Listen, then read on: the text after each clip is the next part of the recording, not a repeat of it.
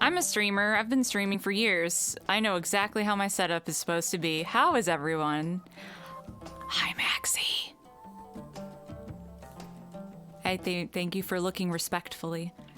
Oh, yeah. By the way, buttons are hard. Since watching Sean's stream from the other night, I have learned that this exists.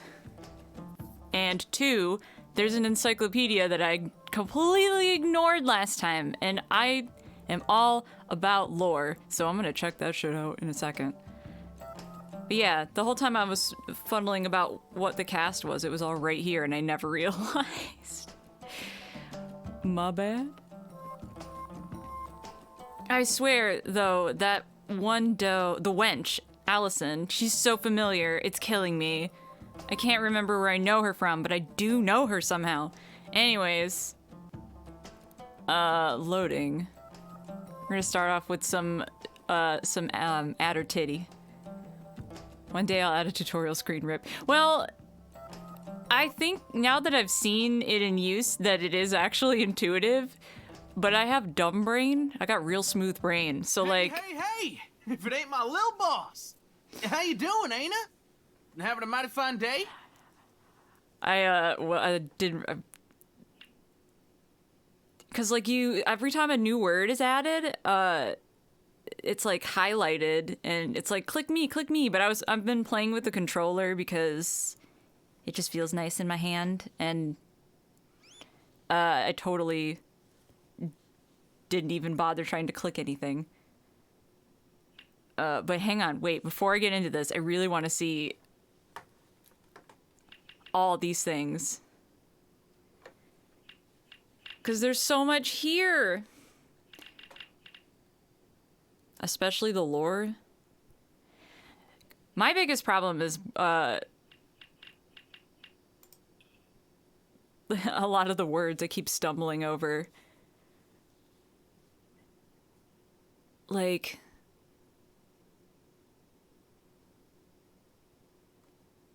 Okay. Sephi is the name of the Baran practitioners of Sephihet, a highly sophisticated form of reality alteration. See, I'm already tongue-tied, and we just started. What the common folk boil down to mere magic. Sephihet consists on the manipulation of the Hatsa itself, using godstones as a source of energy, or, for more advanced practitioners, one's own emotional responses. See, this is the kind of shit that I'm like... I feel that. I didn't even think of trying the encyclopedia with the controller. Oops. Well, I was honestly... I don't expect a lot of games intuitively to, like, just have, like, controller support out the gate.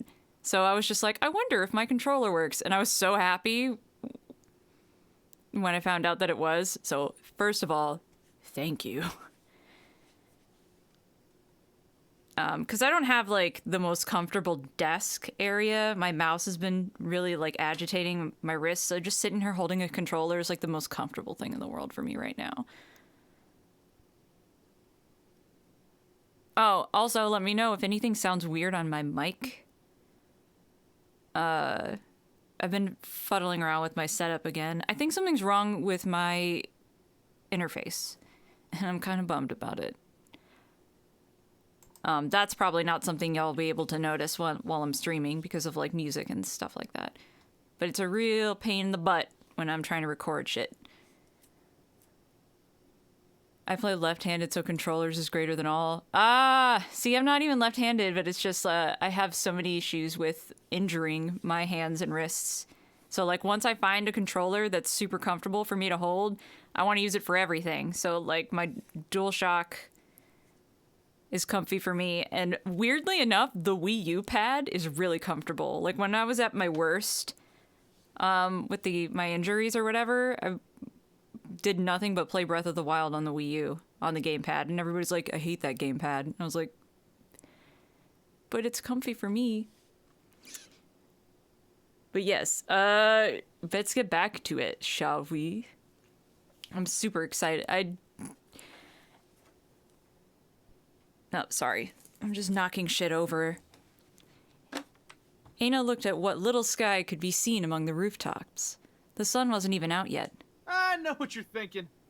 Why is this fine buck loitering around the temple so early? Tits out and all. Well, none of that. You had me so worried. So worried that I just had to come down and check up on you. And sure enough, here you are. And here I am. First again. Yep. I'm just killing it tonight. Wait, I just realized the implications of why his tits may be out. First in the contest of people acting suspiciously, that's for sure. But of course, Eina couldn't say a word about it.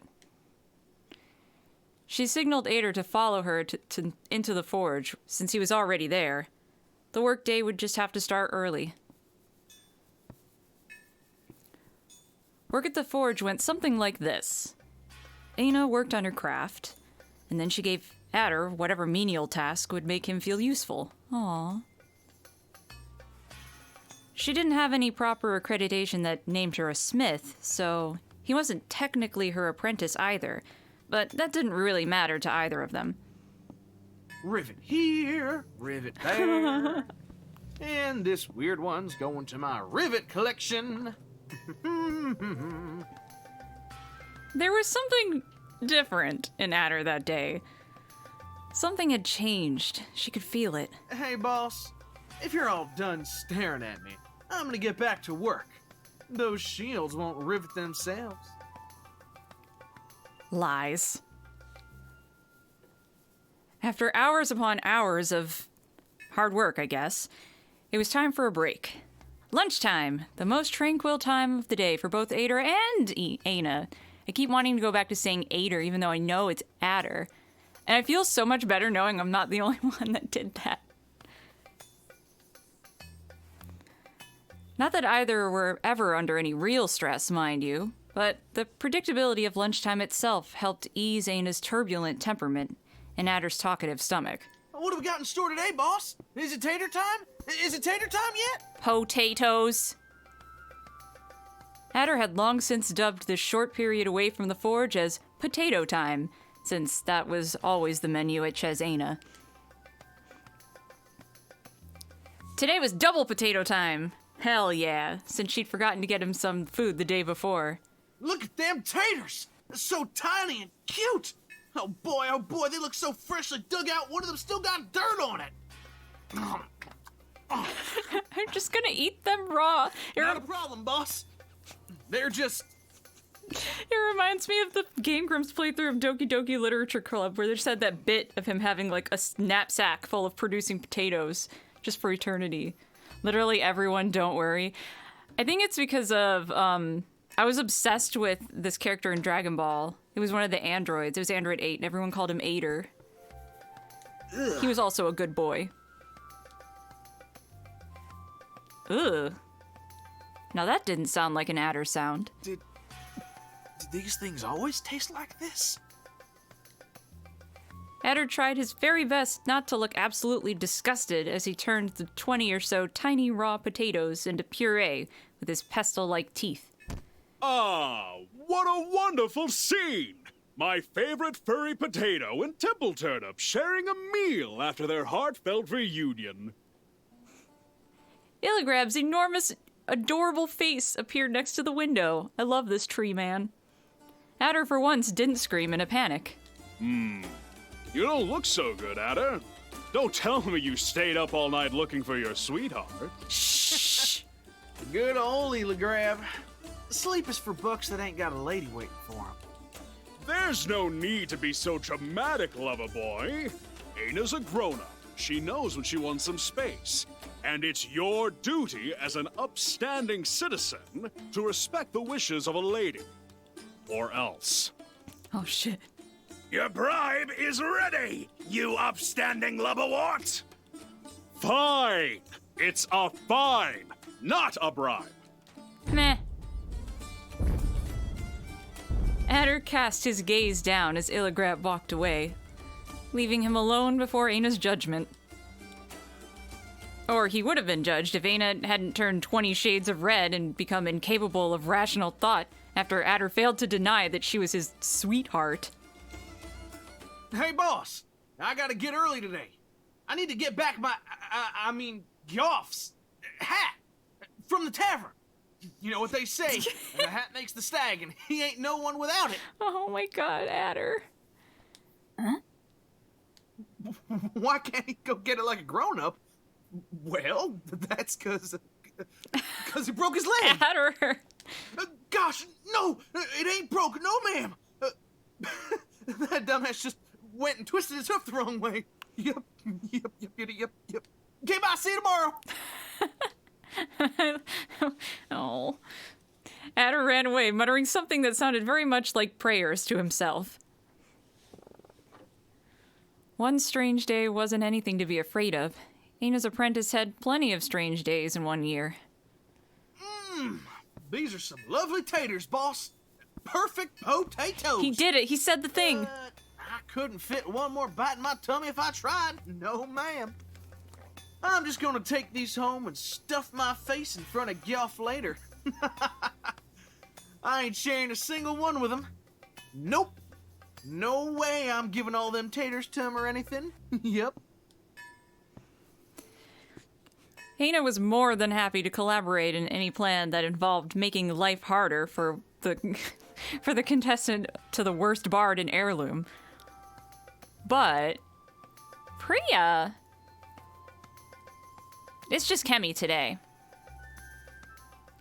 Also, 100%. Yeah, go. Are you in our Discord? Or you know what? You can DM it to me if you want. I'm totally cool with it. This is all autobiographical from me having no idea what the fuck a tater was. You know, boil and mash them, stick them in a stew.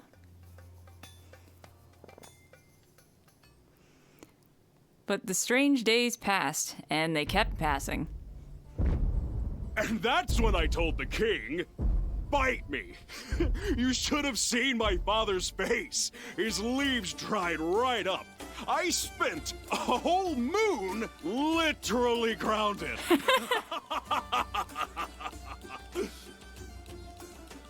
What do you mean you don't remember who broke into the warehouse?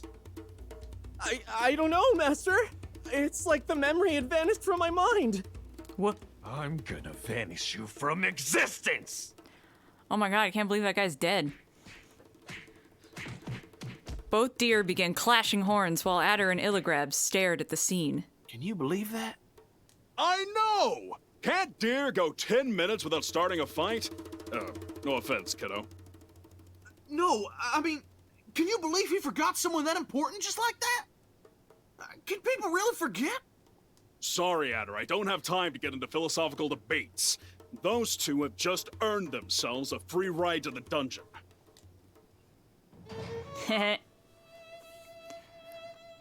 The stroll took an unexpected direction towards the city guard's main tower, in the northeastern quarter of the inner walls. It was the second highest tower in the city, with ceilings tall enough that Illigrab could walk inside. I imagine he smacks his head accidentally all the time, like on door frames and what have you. By the way, I don't remember exactly if I looked up who was doing like the music for this. I love the music in this game. A lot.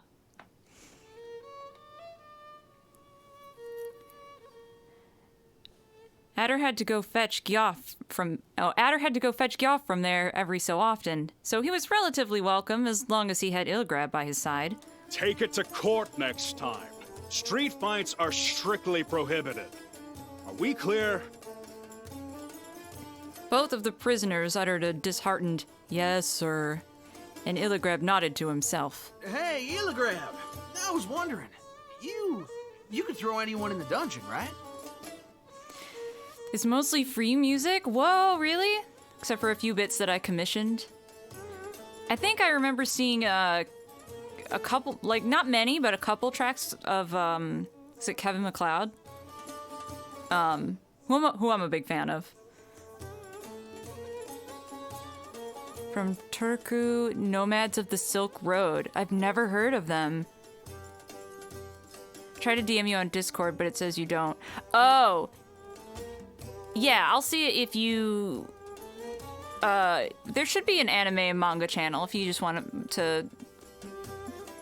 As long as it's not a link to like a, you know, shady manga reading site, you're totally okay to post a link in there. Well, I wouldn't say anyone, but I do have a pretty good grasp on heirlooms populace, if I may say so myself. Hey, I could even set you up in a pretty cell, if you ever want to leave the office, please. Actually, if you want, you can leave the link here in chat. I can always review, like, go back and get it. I'm all good. I was just wondering if you'd seen never mind. A never mind? What's that, some kind of flower? The prettiest in the kingdom. What? Eina! That didn't end there either. Strange days soon turned into strange weeks.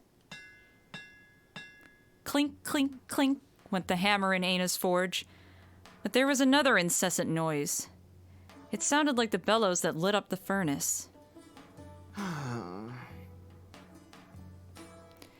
Its source was, of course, Adder looking out the window, sighing like he wanted to empty his lungs. With a semi-nocturnal roommate, and what may count among the 10 worst beds in the world, dozing off, spacing out, or generally getting distracted in his job was nothing out of the ordinary for Adder, or for Kemi. Sighing, however, that was definitely out of the norm. And he'd been doing an awful lot of that lately. Come on, Tongue, work with me here. We read things for a living. Stranger yet, Adder hadn't noticed that Eina had been standing right behind him for quite a while now. What? Huh?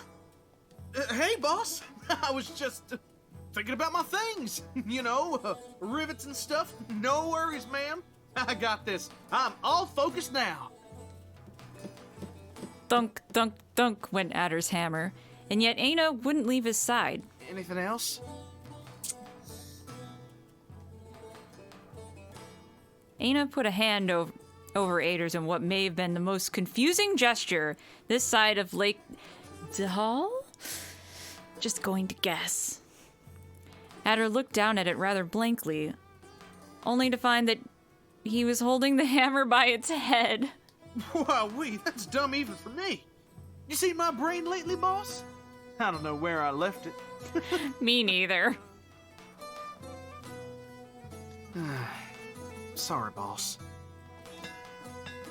Clink, clink, clink with the hammers, and it wasn't reassuring at all. Because strange weeks had turned into strange moons. Taters, huh? Sorry, boss. I'm not hungry today either. You're all skin and bones and hands. Boy, you need to eat. In the great realm of Akazor, I hope that's right, where the very essence of reality was distorted to make flowers carry messages over the whole continent, and a single king had ruled since the gods fought wars in the skies. Adder, having lost his appetite for the better part of dawn soon, didn't sound plausible at all. All right. It ain't like I'm not hungry, Kay. It's just that... Look, boss, I don't mean no offense, but you ever tried one of these? I've eaten knuckles with more flavor in them. You gotta salt 'em, bro. Boil 'em, mash 'em, stick 'em in a stew. Oh, wholesome delinquents are also my fave. Accept my fist of love? What an incredible name. Nah, what am I saying? I know you wouldn't touch these with a stick. Your paw's sitting on a pile of Barhan gold. Who the hell wants taters when you can have figs and dates for supper every night? Am I right? I actually don't like dates. Figs are okay.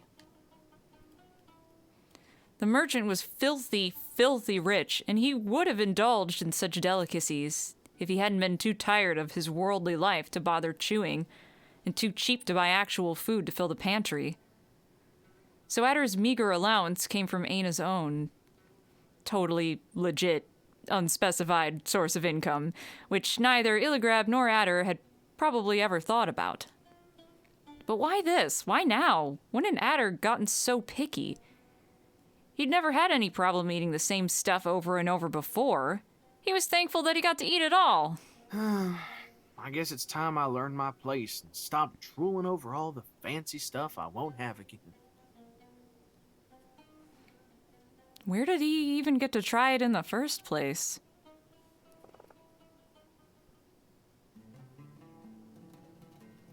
Restless, concerned, God's forbid, worried. These were all adjectives that clearly did not apply to Eina. But for some reason, she kept passing a tiny, ugly potato from hand to hand. What? It's a cameo of me! As she stared into the city from her home, thinking about the small fortune it had cost someone. Not her, but someone.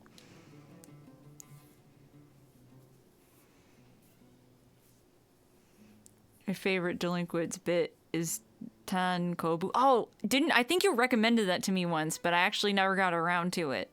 But yeah, half not safe for work. Man, I'm all about delinquent stories. I'm so excited we're getting back into Yakuza. You'd think that deer would have settled their capital in a beautiful prairie where they could graze free and indulge in hedonism. That the whole world looked something like the village Adder would shut up about. But no. A massive lack of foresight, coupled with Akane's stubbornness and the insistence of their king, led to heirloom growing in the middle of a steppe, between the enormous Lake Zihal and the Alar Sea. But with barely any space for brush pens in the proximities, infertile fields, and a million souls to feed, food was neither cheap nor readily available in the capital, hogged by those that needed it the least. Anyway, the point is that Adder was a poor starving deer and Eina wasn't willing to put up with this anymore. Oh man, which one should I pick? Yeah, I mean, I made Eina to be the badass delinquent, and it shows. This game is my love letter to chaotic evil dumbasses, and I appreciate it. I'm about it. I love Eina so much.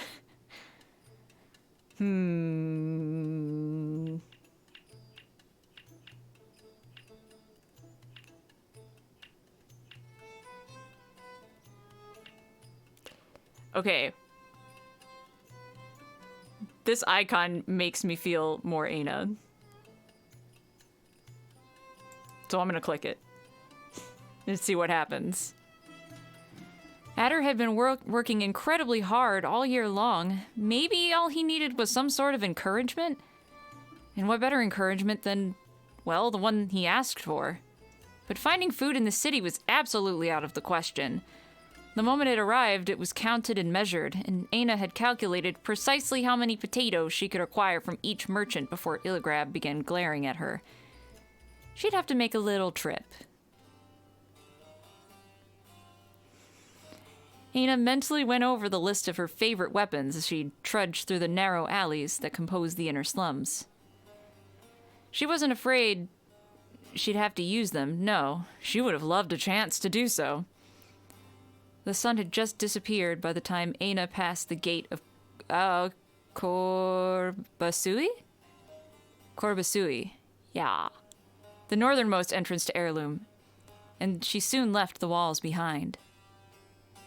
The grays, yellows, and whites of the city and the browns of the outer slums turned into a deep red. Oh, this is a jam. Only interrupted by the occasional shrubs sleeping in the burrows and crevices. Even the moon that watched over Eina shone a washed-out orange that always threatened to burn the night sky. She didn't need any stars to light up her path tonight. Darkness was far better suited to her intentions. A cacophonous choir of laughs pulled Eina out of her thoughts. She jumped behind a rock, examining the distance as she searched for its source. I wonder what would happen if I had chosen the other one. Because I know that as the story progresses, there are more branches, and I'm...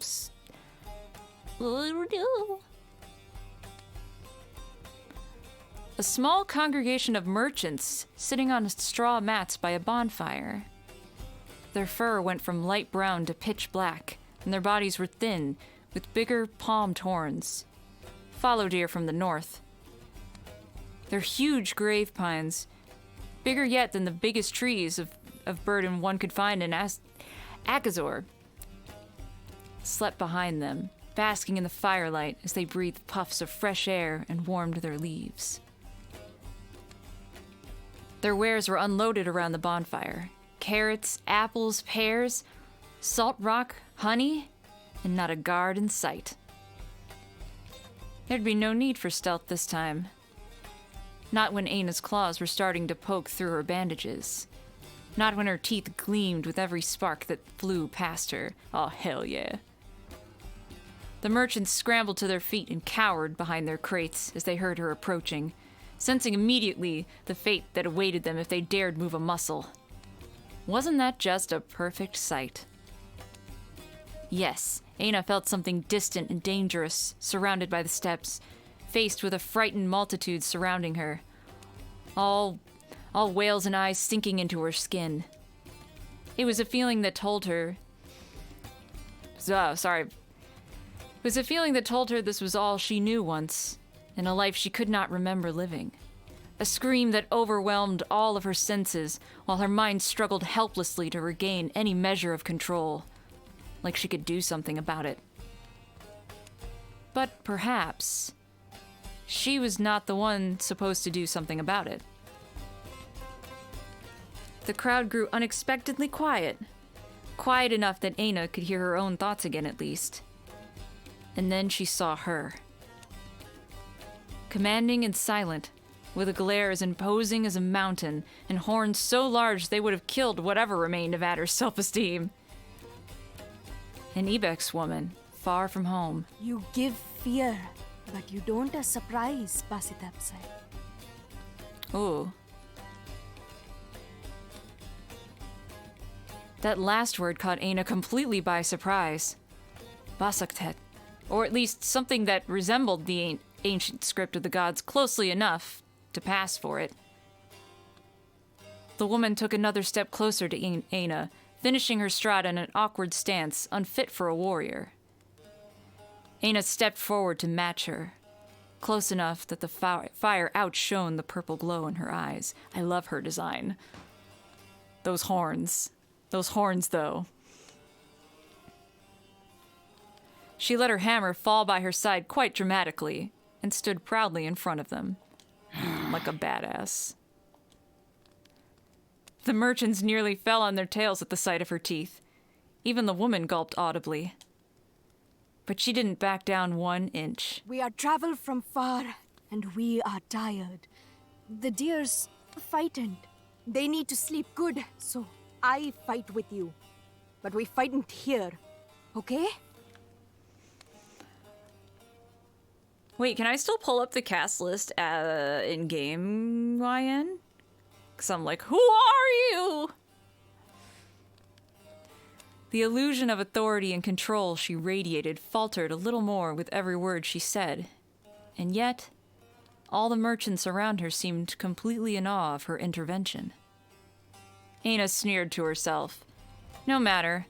If this goat was brave enough to try facing her one-on-one, the least she could do is honor her request. Go to sleep. Go.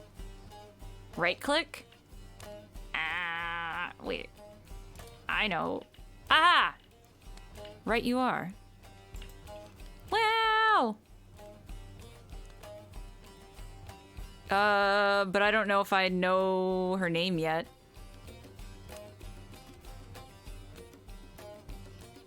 I'm gonna guess. But that's good to know. Good info to know.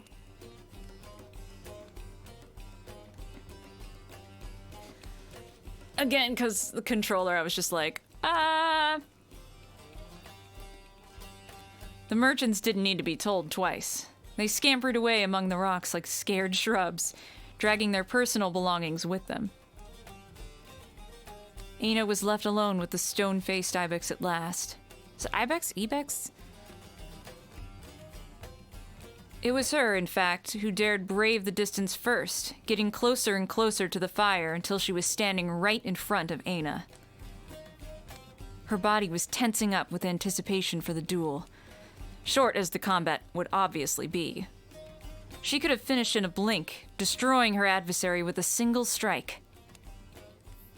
But her opponent moved in ways that she could not predict, deciding to sit down on a stone slab by her feet instead. Are you hungry? You don't know her name, no, rip. Yeah, I was like, I'll just check it whenever I get it. Eina's ears flew up. That foreign version of her mother tongue again. A whole phrase this time. I'm sorry. You do understand Basaktat, yes? My Sirnar isn't very good, so I had a feeling it would be easier to talk to you like this. I heard the creatures of the West speaking it. I saw your boats docking once before back home in the middle of the night.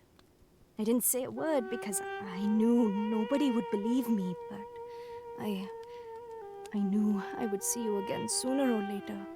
I've been preparing my heart for this moment. I really like her voice.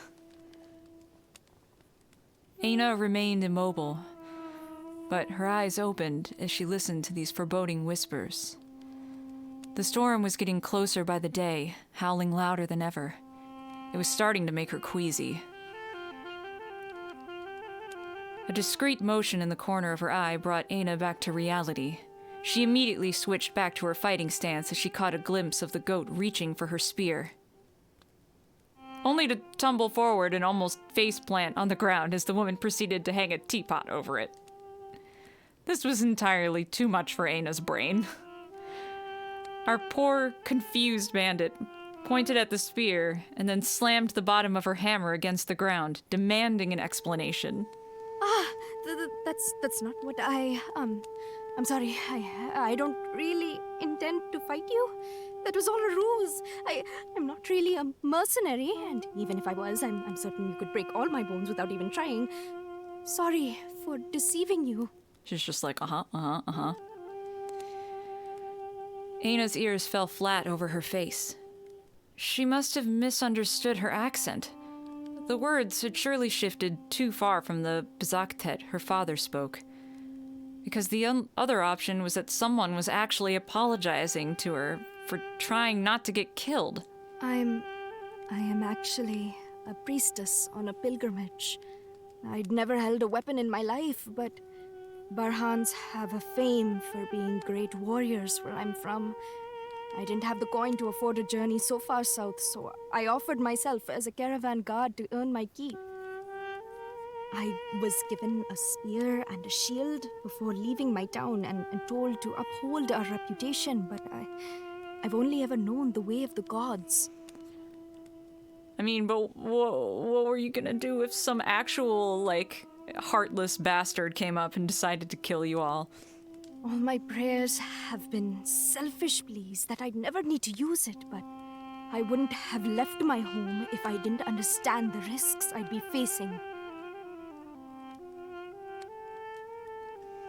As if the situation wasn't weird enough, the goat jumped to her feet and stood proudly on her little rock. The sun shines brighter on a liar than a coward. So I was taught by the warriors of Akdem Wiserat. So I will readily accept all the clouds I encounter on the way. Roll for charisma. I would really appreciate it if you would let me have this cup of tea first, though. Sorry. Aw, she's so cute. I was about to be like, I have my dice, literally in front of me.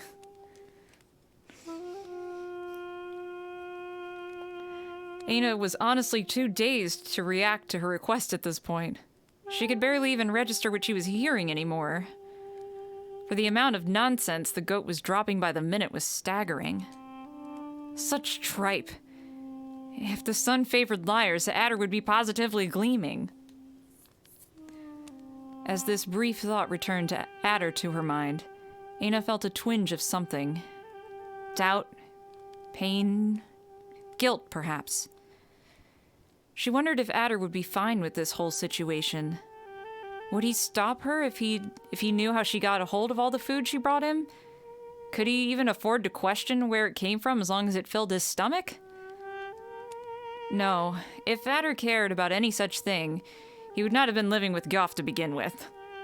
He never asked Eina where her dear potatoes came from either. He probably just doesn't even think about it. It seemed obvious in retrospective. He must have had a hunch, at least. There's only so much that can be discounted as naivety before it becomes willful ignorance. I don't know, man.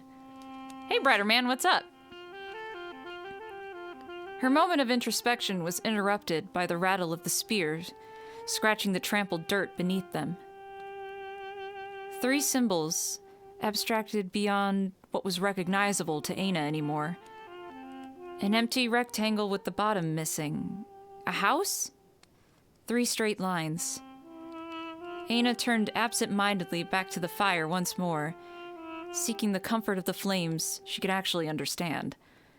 Instead, she couldn't help but feel slightly embarrassed upon realizing she'd been out of it enough for the water to boil. Ignorant of Eina's silent turmoil, the strangely apologetic goat picked up her teapot and poured its contents into a worn-down clay cup. Then she produced a small salt rock from a pocket and added it to the brew. A warm cup of tea probably wasn't all that comforting under Eina's impatient gaze. Man, her glare is actually terrifying. It's because her eyes are such a bright color, I think. It says, "Welcomed in the temple of Hiru, tu apne tir jao." My name, that is, the seeress called me Jao, so that I would always keep the strength of my resolve, wherever the Hatsa may take me. I have a name now!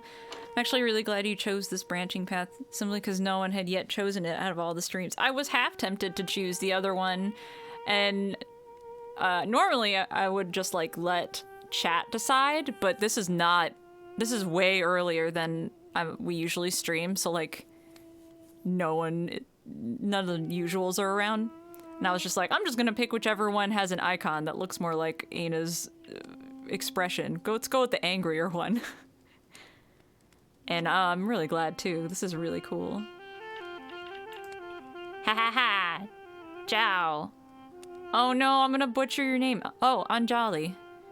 I'm gonna butcher the last name. I really, really love that voice. I mean, I haven't actually encountered anyone in this entire cast that is anything less than, I love this character, you know? But still. Zhao took a little stick to the tea and began slowly stirring her mix in, a motion so patient and deliberate that it made Eina suspect of how genuine it truly was. I was born to be a priestess, and a priestess I will die if you put an end to my life. But I'm a very good listener.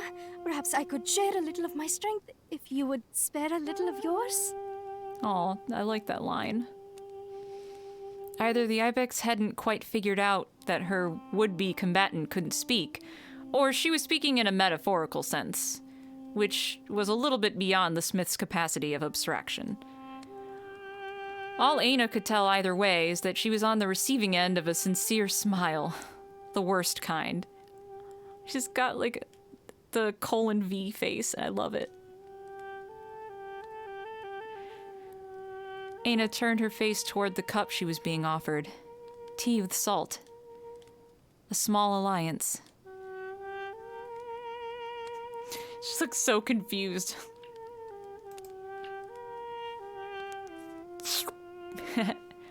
Zhao's face lit up so brightly that it was almost blinding to look at. How could you not love her? She's so cute. Is it good? Please don't betray me. The tea may as well have been flavorless boiling water with some leaves and salt in it. Zhao hadn't steeped it even remotely long enough. Besides, the water was too hot, which would have killed any of the subtle sweet cues Eina's sharp nose would pick up from the watered leaves floating toward the surface. But this was not the moment nor the place to reveal her unexpectedly nuanced knowledge of tea preparation.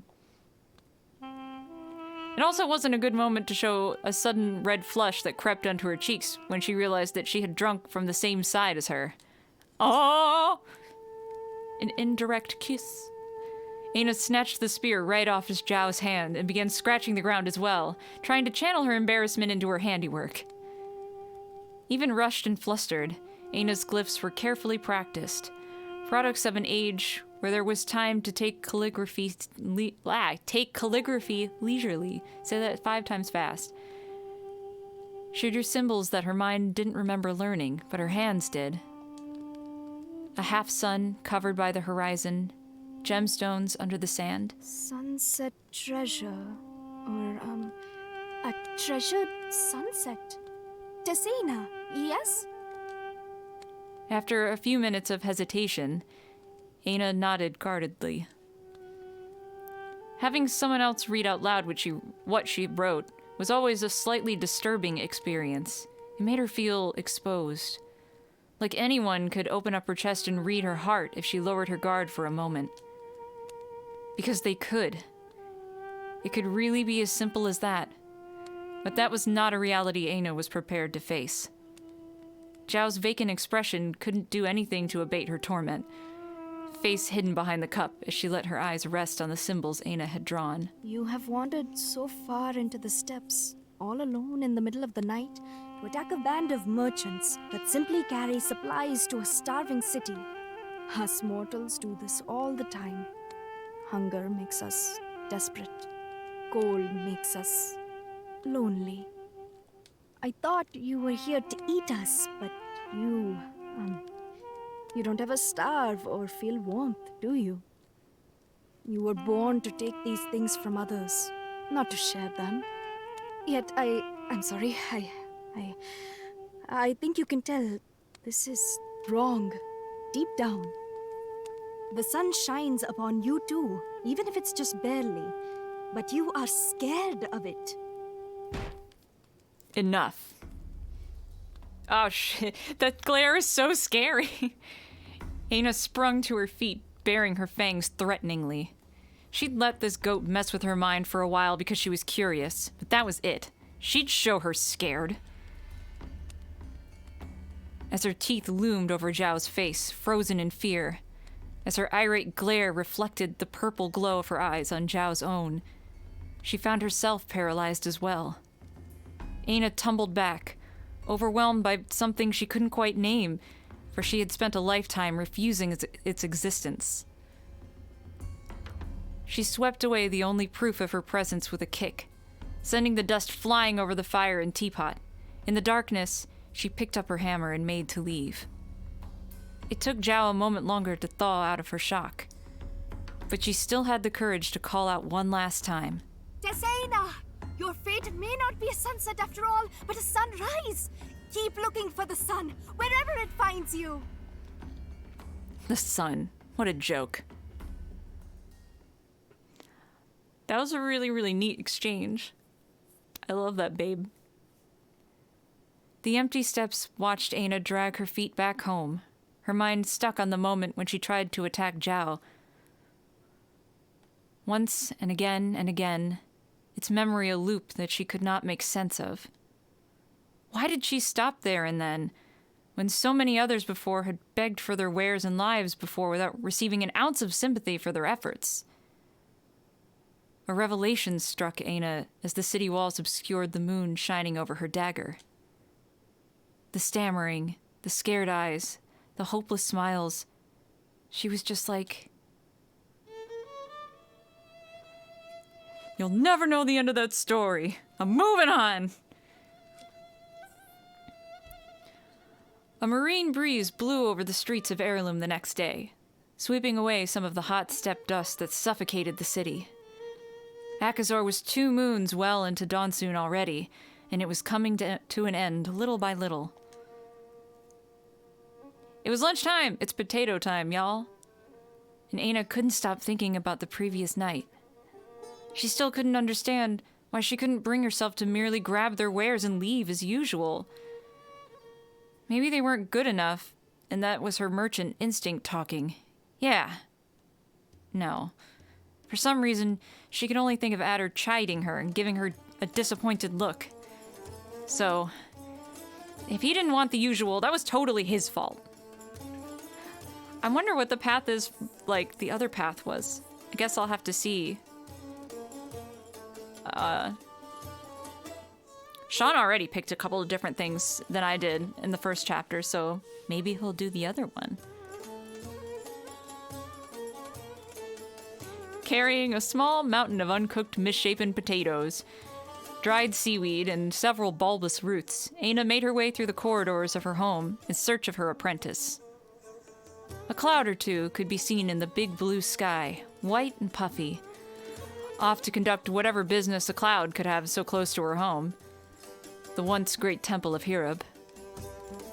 The abandoned residence of a god that left in a tantrum after the Barhan Rebellion. Man, I was just thinking to myself that my tongue was finally untied. And then here we are. Not the most elegant farewell, but her father always said that gods need no manners. And that old geezer clearly knew all about that. The lack of manners, I mean. He knew a thing or two about gods as well, but he much preferred to spend his time cursing them for his longevity. The other path is fan service. You got the lore one? Hell yeah! I'm gonna count that as a win. I'm a lore whore, guys. Oh, there he went with his usual friends. Burn the sippy! This time we'll get him for good! It's Kafka! What's up? It's potato time. How are you? Eina! Second-class daughter of a hero-praying beast! Quit whiffle-waffling and do something about this! I know you're somewhere around here, you fusty lugs! Eina! Dude, I know people like generally get pissed off at the merchant, and I understand why, because he is mean, but his insults are kind of the best. I'm just gonna put that out there. Hey Kafka, when are you gonna draw a picture of Sep? Can I commission it? Because I kind of want that. I kind of want it. What's your sketch price again? Remind me. He's casting some kind of spell! Hurry up! Remind me and chat.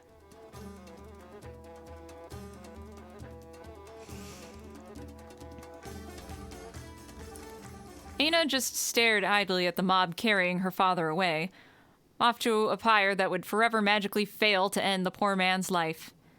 A question resurfaced in Eina's mind. It was Adder's, pondering aloud whether Eina's father was hated a little more or a little less for purchasing and desecrating the temple of a god that most people despised anyway. She took a moment to consider this as she walked into the sunlight.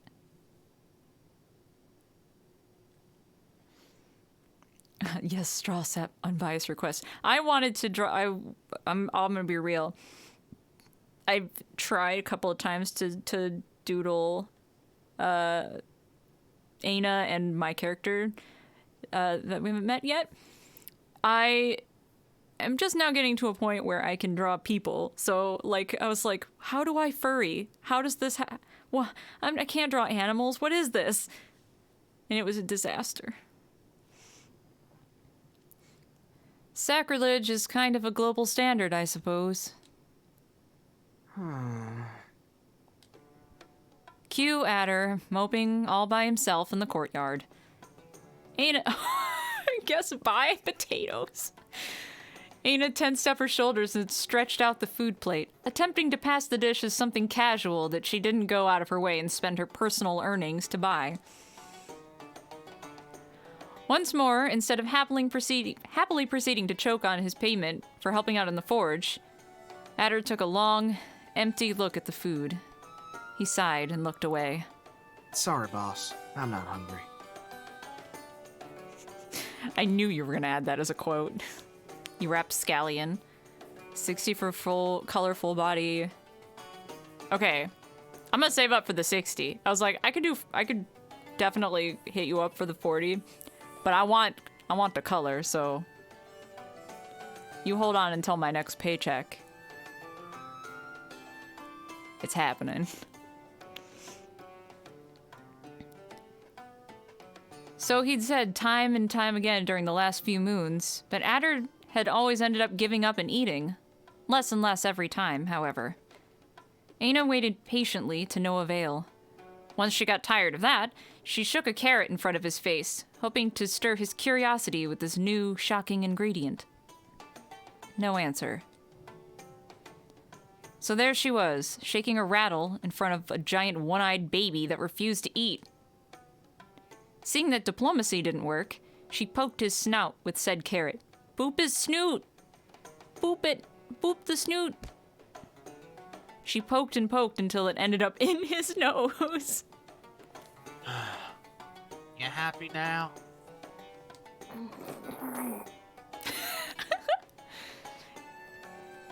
Eina's total desperation was purposefully ignored by Adder, so a poor carrot was snapped in two for his sins. It was at this point that Eina realized she didn't much care about why he wasn't eating. All she knew was that deer had to eat, and he hadn't done so in a while. With all the delicacy her hands could muster, she opened his jaw and smashed a raw potato right into his mouth. I can't Game Grumps has ruined my life, y'all. I can't stop thinking about the fucking Doki Doki potato thing. But something was wrong. He didn't overreact. He didn't attempt to talk his potato in-mouth dialect. He just grabbed the tuber and handed it back to Eina. If you like them taters so much, why don't you eat them? Maybe I will. We got officially put under a new stay-at-home order yesterday because the ICU bed spiked. I saw that. One of my cousins lives not near you, but more in the LA area, and she just tested positive. So, we have a curfew right now. The stay-at-home order is not a thing, but like it probably should be because we're kind of overwhelmed over here too. But we're just doing a like no one can go out after 10 thing that people are not enforcing at all. Now you're growling at me? What's your deal? Aw. Her deal? But he was the one acting strange. She was just trying to help, and he still hadn't eaten a single thing. I don't want your darn potatoes, Eina! Just leave me alone! Eina hesitated for a moment. A moment longer and her fists would have given quite the speech. She turned around and angrily stormed off. That'd teach her to think about anyone other than herself. I was gonna see my baby cousins with the shitload of gifts I got them, but I bet their uncle, who's a scientist, ain't gonna want to have guests over for Christmas. Yeah. My boss keeps asking me what I'm doing for Christmas, and I'm like, nothing, dude. Nothing at all. I might see my mother, maybe, who lives very close to me, but I'm not traveling anywhere, I'm not going anywhere. And neither should any of y'all. Eina marched towards one of her usual hideouts atop the run-down temple walls, away from Adder's sight. She needn't run that far. He wasn't going to pursue her this time. Alone with one of her potatoes and all of her weapons, Eina began rummaging through her pockets in search of a knife. There was never a lack of those on her person. Looks like you're my best friend now, potato.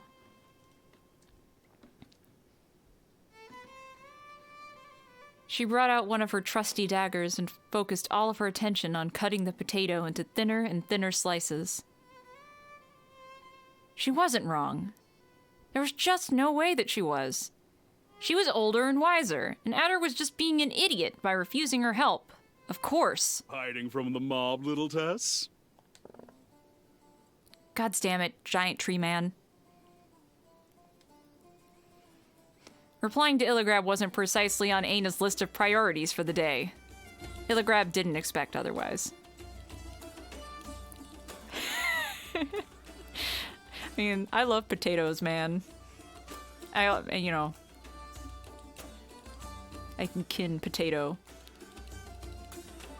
Christmas in this house is me, Alex, and a bunch of crab meat. I'm just gonna do what I always do, lay around and play video games and ignore the rest of the world, probably. Oh, whoops, I went back by accident. Don't worry. I took care of them. No need to thank me, of course. Wait, did I skip another thing? No, okay. Don't worry. My bad. Wouldn't kill you, though. Anyway, all that's left is putting out the fire. So, I was hoping Adder could give me a hand there. Where is the lad? Who cares? This potato's my friend now. That was another question that didn't deserve an answer. Eina devoted her whole being into gathering all the extra thin potato slices and then launched them into the air, watching them fly around like some tremendously wasteful confetti. You could have fried them. Did you two get in a fight?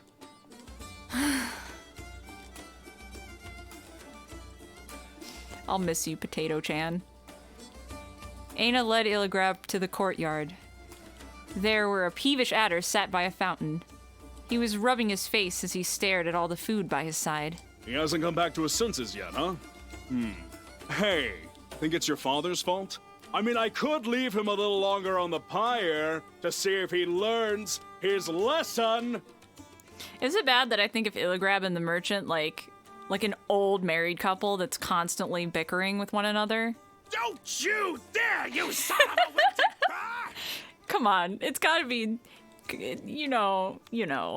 Don't you dare, you son of a wicked beat face. They are totally married. I'll make a wardrobe out of you! Oh, bless your ears, Red. Eina shook her head, frustrated. The merchant hadn't said anything meaner than usual, and even if he had, Adder and Eina formed an unbreakable team. Nothing could harm them when they were together. They looked in Adder's direction once more. What are you doing? Was he actually doing cartwheels? I was just about to ask. I won't pretend I've ever understood how Adder's mind works. You two worrywarts were made for each other. Eina's face turned red immediately. The legendary morose Smith would rather admit to any criminal charges against her than let on that she was actually concerned about anyone's well-being. Illigrab smiled and stepped forward before she had a chance to protest, however. Let me handle this. Thanks, Tree Dad. Addison, son of Garfas of the Upper Field, you're under arrest! Go to your room. Oh, Three, I'm sorry. I'm so sorry. I knew that it was against the law, but I couldn't just go tell Arter. Please don't kill me. For worrying a precious little bean. Like, Eina, sweetie, give us a minute, will you? Adder! Adder! My favorite Chanthurian refugee. Why would the only law-abiding deer in Slander District ever beg for his life? Did Gyoff talk you into conning someone?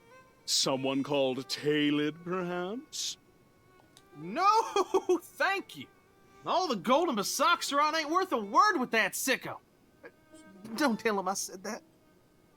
Well, that rules the most serious possibility out, which leaves us with a scared buck and a secret. And you know that I'm only second to Eina when it comes to both. Start talking. All right.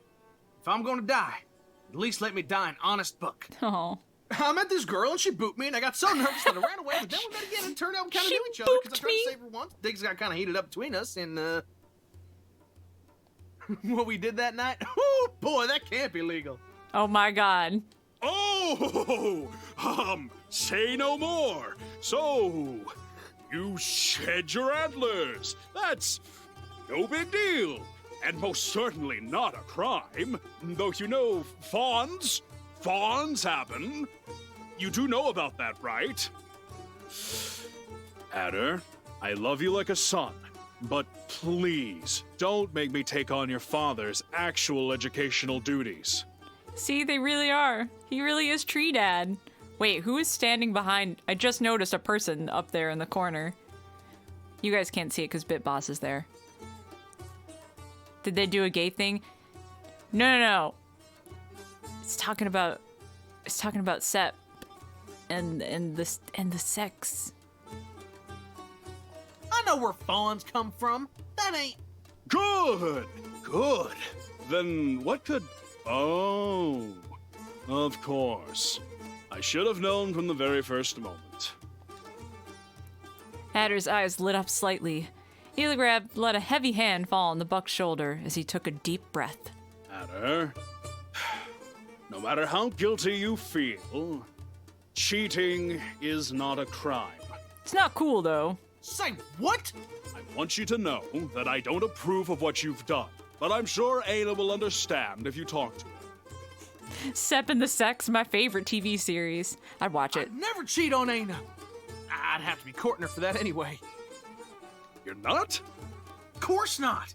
My boss is the strongest and the coolest and cute as a bug to boot. Hell yeah. Ain't nobody good enough in this world to court Eina, much less me. I could never find me a doe like her. But kid, she's not a... Haha, I knew it. Knew she was listening. If a tree falls in a temple and there are 3 people to hear it, including the tree itself, does it make a sound? The answer is yes. He says, "Do." All right, kiddo. That's the end of the talk. Why don't you, go back to sulking in the corner or something? Eligrab walked away awkwardly as Eina dragged him away. You wouldn't download antlers, would you? You're lucky I can't have you arrested, you unruly little beast. Actually, I would download and 3D print Sep's horns. They're pretty rad looking. And Zhao's horns too. Both. You don't know me? Yeah, of course. Mark your biggest ally. Excuse me. That wasn't on purpose. I swear. Your greatest ally! I was just trying to help you. Forget that stupid argument. I thought I told you to tell him the truth already.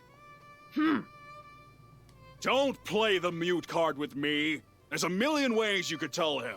That boy's blinder than Pertok, but he'll find out sooner or later that you're lying to him.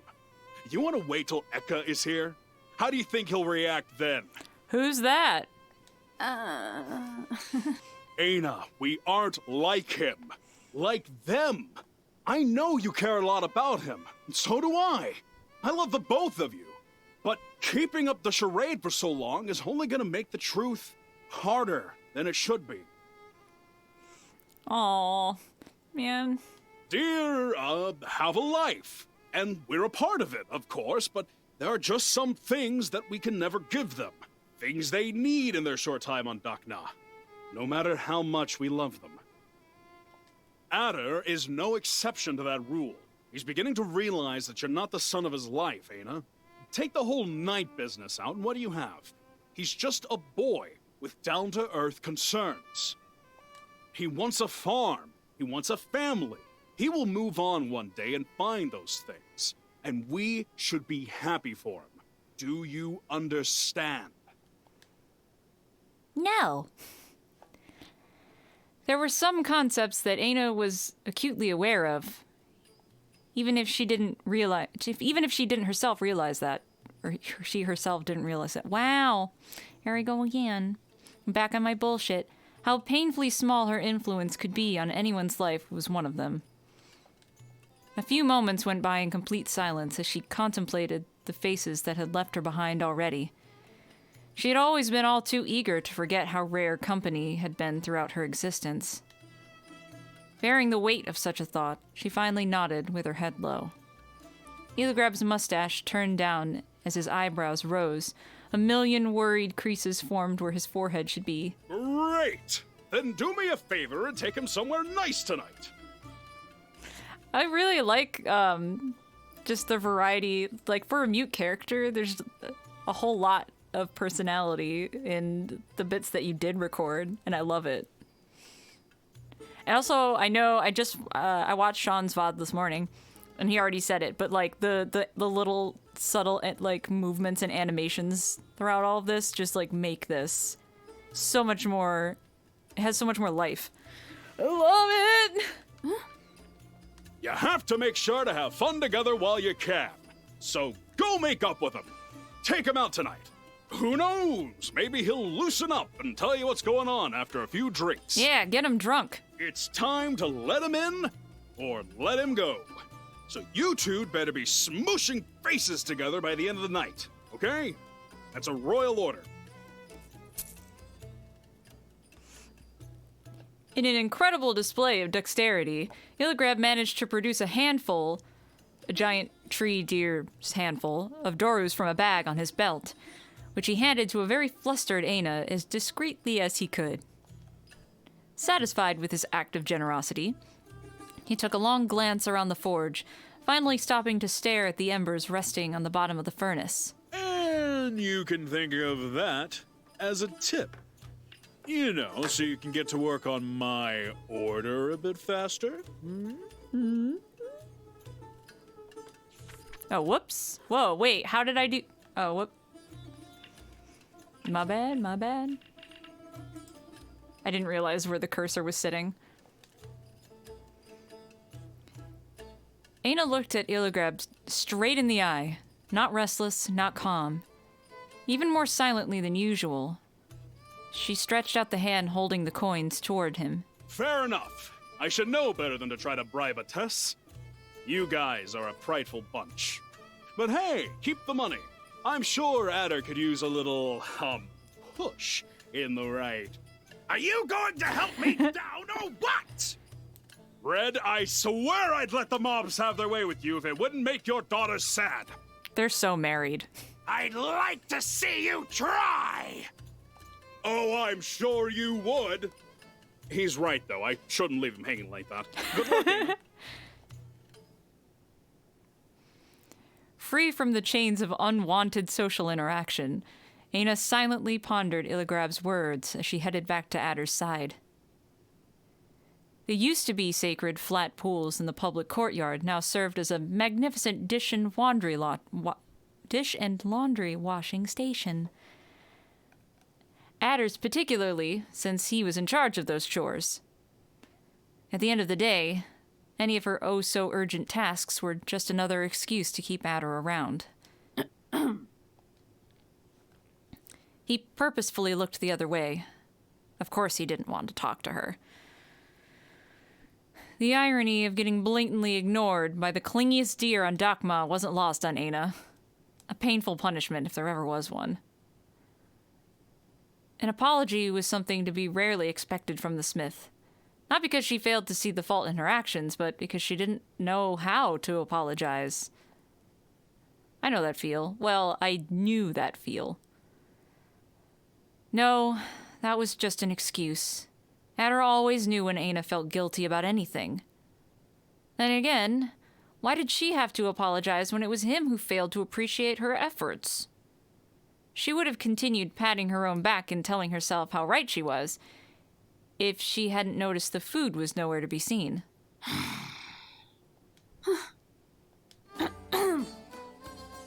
Yeah? Eina carefully removed Adder's hands from the brass dish he'd been polishing over and over. It's not clean yet. There's some red spot that just won't get. An incredible feat, considering that he'd been washing that same dish since her conversation with Illigrab started.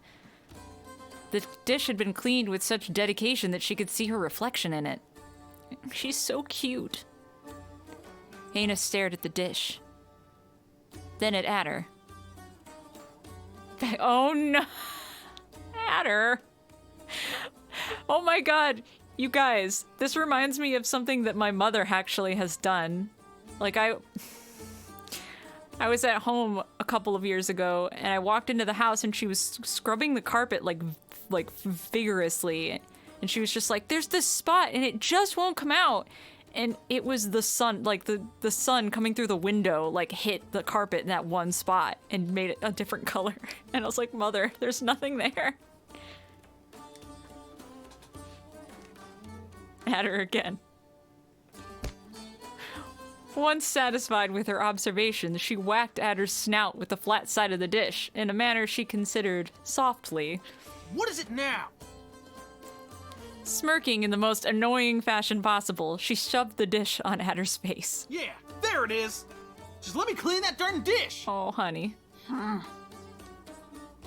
Eina turned the dish around once more just to make sure she was right. There was no spot to be seen. Seeing that her first idea didn't yield any results, Eina decided some better strategic positioning was in order. Hey, wait! Don't go walking into the pool! You're gonna make a...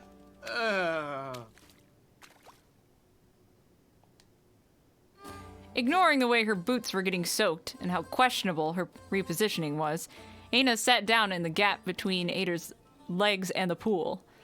She held the dish out as far as she could and then tapped on its surface, attempting to call Adder's attention to it once more. He had to regain a bit of composure first. Can't you see the spot? It's there, right next to your face. A brief lapse of clarity came about as Adder's sight traveled toward a red blur on the brass dish, right where his left eye should have been. And I'm done. Big surprise. Yep.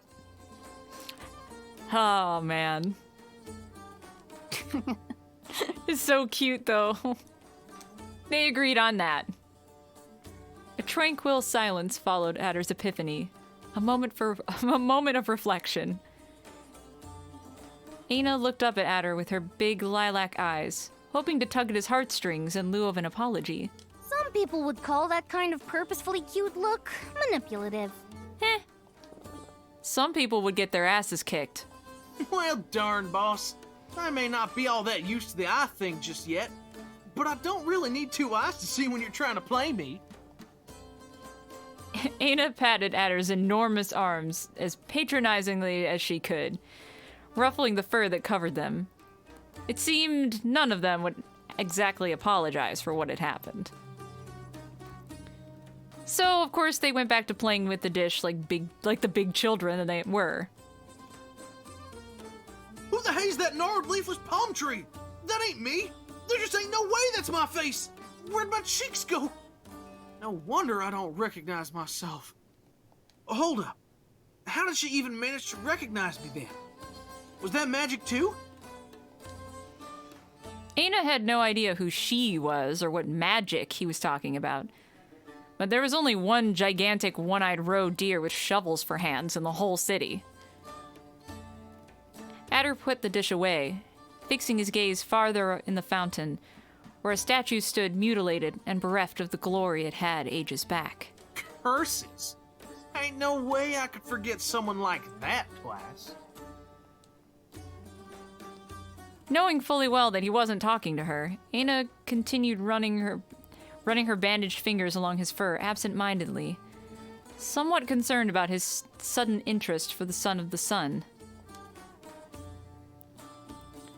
She could only guess why he was talking to a statue. But then again, didn't that hold true for everything? Did she actually understand a single thing that Adder did or said? Could she even? Adder had told her a million things since they met. She didn't care.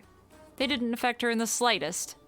And yet he kept pouring his heart out to her, and she kept ignoring him, like some kind of tug-of-war for lonely idiots. So why did the thought of not understanding him distress her so much now, when she hadn't made a single effort to do so in the time they'd known each other? This is precious. In the time they had known each other, Illigrev's words resonated within her, making her feel guilt she usually quieted with violence. You know, I've been thinking a whole darn lot about the past lately, boss. Eina's torn-up ears perked up. What were the chances of those two thinking the same thing? Adder smiled ever so slightly, giving her his trademark, "Here's a story you don't want to miss" look.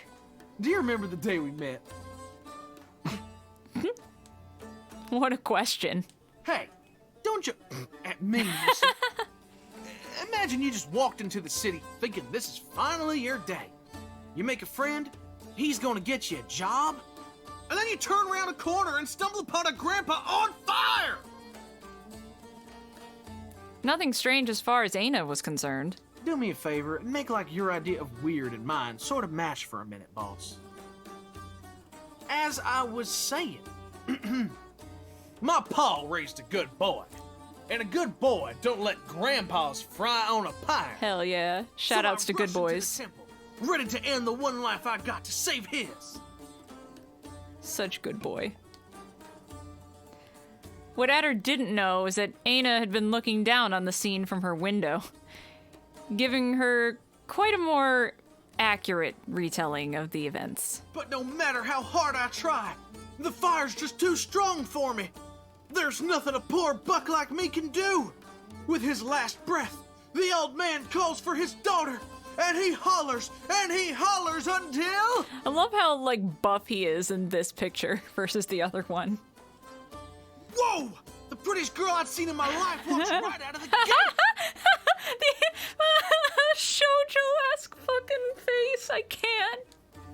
Oh my god. Eina made a conscious effort not to giggle. To be fair, half the female population that Adder met was the prettiest girl he'd ever seen in his life. And as she makes her way through the crowd, she looks at me! At me! Of all the people! This is too much. Of course she was looking at him. He was screaming louder than the man on the pyre.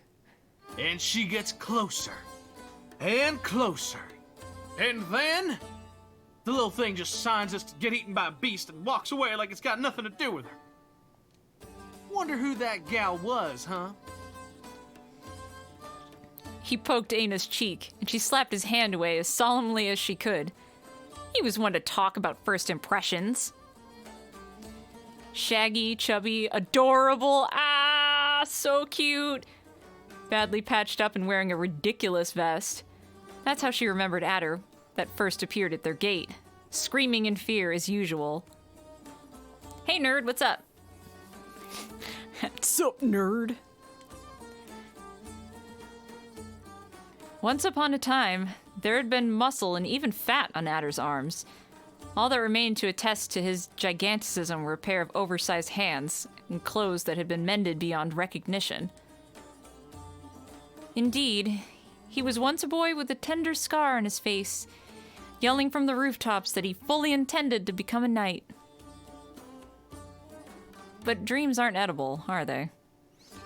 I gotta say, this year's been kicking my ass real bad. Mood. But I'm still alive and in one piece. I mean, I guess I got good health at least. No thanks to your horn-shattering, teeth-breaking, nose-bended punches. Boy, that's not gonna last if you don't eat. But you're the one person I can always count on, boss. I trust you with my life. Aww. Baka? That was just a very Adderish exaggeration, of course. They'd only been friends since last Bleak Night, the way she saw it. There was no way he trusted her that much already. Then again, Adder would have probably argued that they'd been friends since he arrived with the first bloom of flower scene, and that he would have died since the moment that he first saw her. And it ain't just you. I can't imagine leaving Mr. Bard's home. Or not going on walks with Illigrab. Even the patron. Gods, I never thought I'd find something like this when I left the fort. I was just dying to go back. Adder shut up all of a sudden.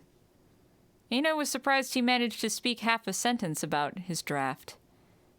There went another issue he never talked about. Aww. We were playing cornhole. Oh, nice.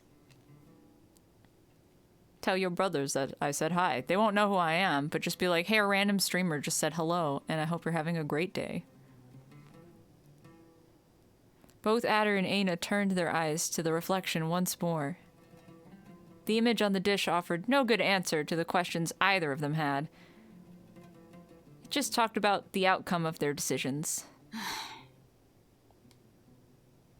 Eina shifted the dish a little until she was no longer in the picture. That's where she belonged. Now, you really, Gotta quit sneaking around, boss. Putting his hands just above hers, Adder turned the dish so she would be back in the reflection. That's a good boy. She turned her face up towards his, confused. Eligrab's words got to you, right? Still observing Adder's snout in such a weird angle, she nodded. He had been a lot more vigilant than she had originally thought, but he had decided to remain silent about it all the same. From such a low angle, his still faunish and round face looked even mature. Now that was a stretch. She knew that mature was probably one of the last adjectives that would ever be associated with him. But for just a moment, she felt like he wasn't a dumb kid who would get lost if she let go of him anymore. Please, oh please tell me you didn't believe him, ma'am. He got it all wrong. I ain't no cheater. I never once said I was courting you, I swear. It was just a moment, as I said. Eina quietly considered the question. But not before headbutting his chest for that tell, of course. Oh no!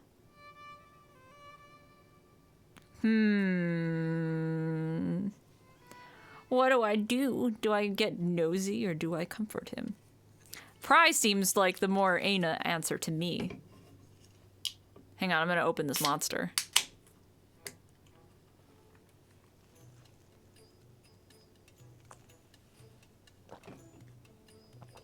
Ah, delicious.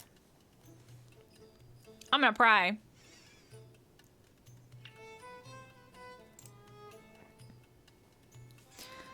While it was true that Eligrab was prone to babbling and fond of hyperbole, there was definitely something going on.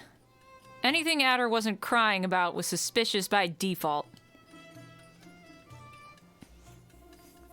Me opening up the ship chart. Ah, delicious. With no further need to pretend that she hadn't heard a word, she began going over the conversation she spied on. Adder said someone kissed him, but that was Adder, always exaggerating stories. Or so Eina told herself, coming up with a top 10 reasons why Adder couldn't ever possibly get a kiss. Read it now on BuzzFeed. You won't believe what happens next. After all, Eina didn't believe that Adder could appeal to a female. Ever. At all. No way. Nope. And most certainly not to her. But with the sole purpose of ribbing Adder, of course, Eina began making smooching noises as she hugged herself. It ain't like she was, and I was. Look, what kind of buck would I be if I went around sharing that kind of stories? She may have get without a word, but that don't mean I could go hollering her secrets. I won't tell them to no one, much less a lady and much less my boss. It's personal, all right? Personal. That word caught Eina completely unprepared. She was surprised Adder even knew the meaning of that word. Oh man, my early 20s heart kind of really goes out to Eina here. I've kind of been in relationships like that where it's like they slowly pull away from you and you just don't know how to communicate it at all, and you're like, nah. How dare you have a life outside of me? Ah, the days when I was young and immature and all of my relationships were toxic. Cool. I'm glad my life is better now. The yellow stag had always babbled any thought that had the misfortune of wandering through his mind, unprompted and unquestioned. Voss had been nothing but an odd formality between them. With a single adjective, in just a moment, Eina felt with complete clarity the wheels of time spinning, out to get both of them. Change was scary, and Adder an oddity in a world that shunned her. All she wanted was someone that wanted to have her by their side. How could that ever be a bad thing? She didn't need an answer. It was now time for Eina to go back to sulking and for Adder to feel bad thinking it was due to his outburst. They got it all wrong. Eligrab, Mr. Bard, the patron. I know they want to help, but all them city folks think they know better than Shorthorns over yonder. He don't ever get to finish talking because they already know what a dumb fawn's gonna say. You got any idea how gosh darn friggin' annoying that is? Eina rolled her eyes back. Ask the mute girl if she knows anything about not getting to chip in. I ain't no fawn. I've been a farmer, and a water seller, and a watchman, and a soldier. I had a life before I met him, and I have one now too, but I just don't want to tell them about it. They wouldn't understand. Oh, but they would. And what if I just don't want to talk? What if I'm tired of everyone thinking I'm a hick and that's it? It ain't the end of the world, right? Right? Adder looked at Eina, pleading with a big glassy eye on the verge of tears. The smith couldn't even bring herself to give him the sarcasm he deserved. Eina nodded patiently, giving him a lazy, derisive pat on his cheek. She found that almost relatable. With a loud sigh full of resignation, frustration, and just a hint of relief, Adder rested his chin on Eina's head, letting his surge of honesty suddenly vanish. Woo! Feels good to get that off my chest. Once more, does and stags, the only one that gets it is Eina the Smith. I'm sorry for all the grief I've given you, boss. I should have talked to you sooner. I wrote all of this in therapy, so it's no coincidence. We're all neurodiverse here. It's like, hey, that's me. Yeah, it really... It's a mood. It's a real big mood. At least before I worked on myself, and also, you know, like, sometimes it's both parties, you know? There were people in my life that it's like, it was definitely them. But I've totally been here. I feel for her. Indeed, he should have, but she was gracious enough not to remark it.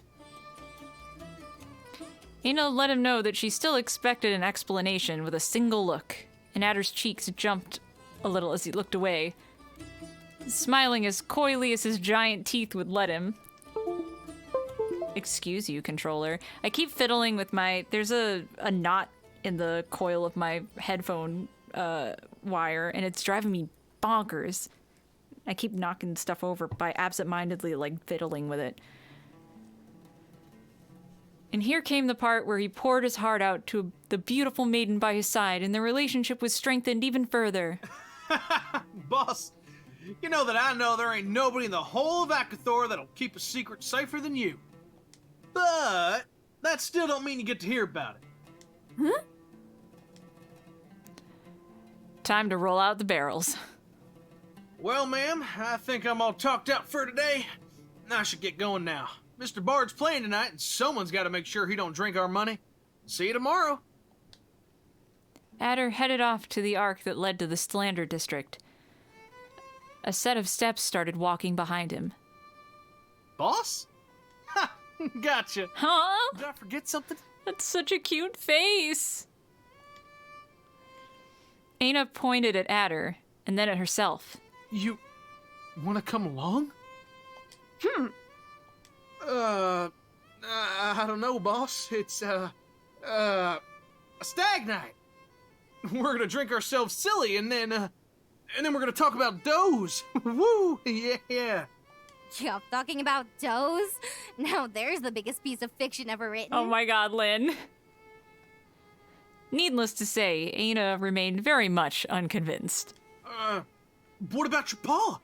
He's gonna be madder than a hornet when he hears you're out drinking with me again. The merchant was essentially mad every fraction of a second he spent being alive. That wasn't a deterrent under any circumstance. Let me make this a bit easier for you. Do you remember the last time we went to a tavern together, boss?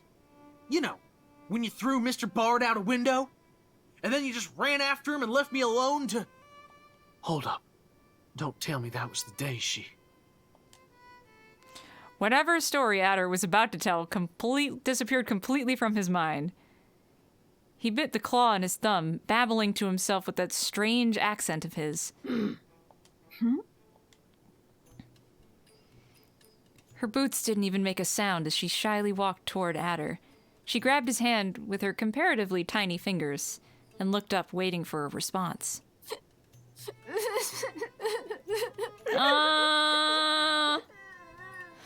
Stop, whimper, stop, cry, stop. Sorry, boss, don't cry, please. I'm so sorry. I didn't know you wanted to come along so bad. You could come down with us any day. And if Mr. Bard got anything to say about that, I'll take care of him. Eina's lip trembled as she struggled to keep a smirk away from her face. Not so fast, ma'am. You gotta swear over by tie that your butt and the seat are gonna be one and the same.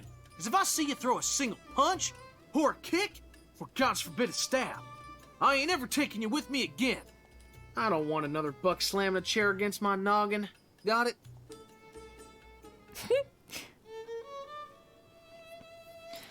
Suspicious glares and mutters accompanied Eina and Adder all the way through Slander District, until they ended up in their usual tavern. Or rather, the closest thing to a tavern one could find in there. The Lucky Bastard. Hell yeah. So called in honor of the owner's late husband, who was struck dead by a lightning bolt after walking out of a gambling house. The three were clearly mad at him, though not quite as much as his wife. She'd surely made peace with the memory of him after finding his secret earnings and opening the tavern. If that doesn't give you a clear idea of the type of gents that frequented the establishment, suffice it to say that they let Gyoff play in it. Adder peeked in, looking with apprehension at the few deer scattered across the tavern. Anyone capable of ignoring the aberrations that Gyoff played probably deserved to be there. Oof. Big oof. A quick look back at Eina revealed her eagerness to quiet Gyoff using her fists. She noticed Adder's expression and quickly put her hands behind her back. Hey now! You promised you'd be quiet. You swore over Baitai. He's gonna smite you to death. Eina took a hand to her forehead and pretended to swoon. She actually miscalculated and fell on her butt. Smitten indeed. I ain't joking around, boss. This is the one place in the district that still lets Mr. Bard play. I can't get in trouble here. I can't do that to Gyoff again, okay? Do it for me? Do it for her. And there went Eina's plan for the night.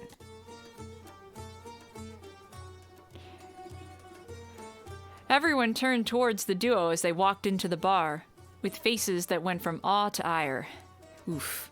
The barkeep, upon noticing Adder, quickly rushed to his side. There you are, Adder. Just the man I wanted to stab today. You tell that asshat friend of yours to tune that stupid piece of... Eina's eyes met the barkeep's. She paled. Eina smiled. Though Adder would have you believe otherwise, Eina storming off was hardly an uncommon event. It was, in fact, how most of her arguments with her father ended up, since she could not quite defend her own causes. Some strange events tended to occur concurrently. One night, an enormous hole appeared in one of the city walls. One day, the sun rose to reveal that Baitet's statue was missing its 2-story tall sword. And most recently, someone removed all the pavement from the northeastern quarter of the central plaza. An extremely sharp dagger was the only clue to the thief left behind. Eina's just a menace, and I love it. But of course, Adder didn't believe that his beloved boss had anything to do with any form of nocturnal vandalism. Wait. What? You... Oh, right. Boss, this is the prettiest barkeep in town, Miss Barkeep. Miss Barkeep, this is the prettiest smith in town, my boss, Eina. Fucking menace. Eina?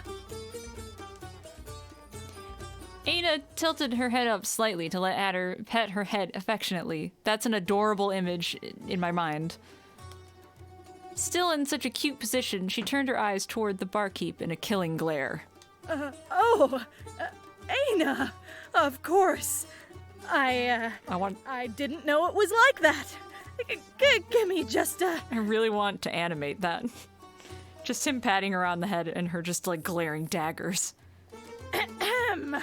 You bunch of twats better get your asses out of this place immediately! These two want some space! There was no answer to the barkeep's order. Eina reached for the hammer on her back. There's no need for that, ma'am. We'll just try to fit in a corner or something. Adder took a deep breath as Eina placed the hammer back on her belt, sending just one last look of disappointment his way.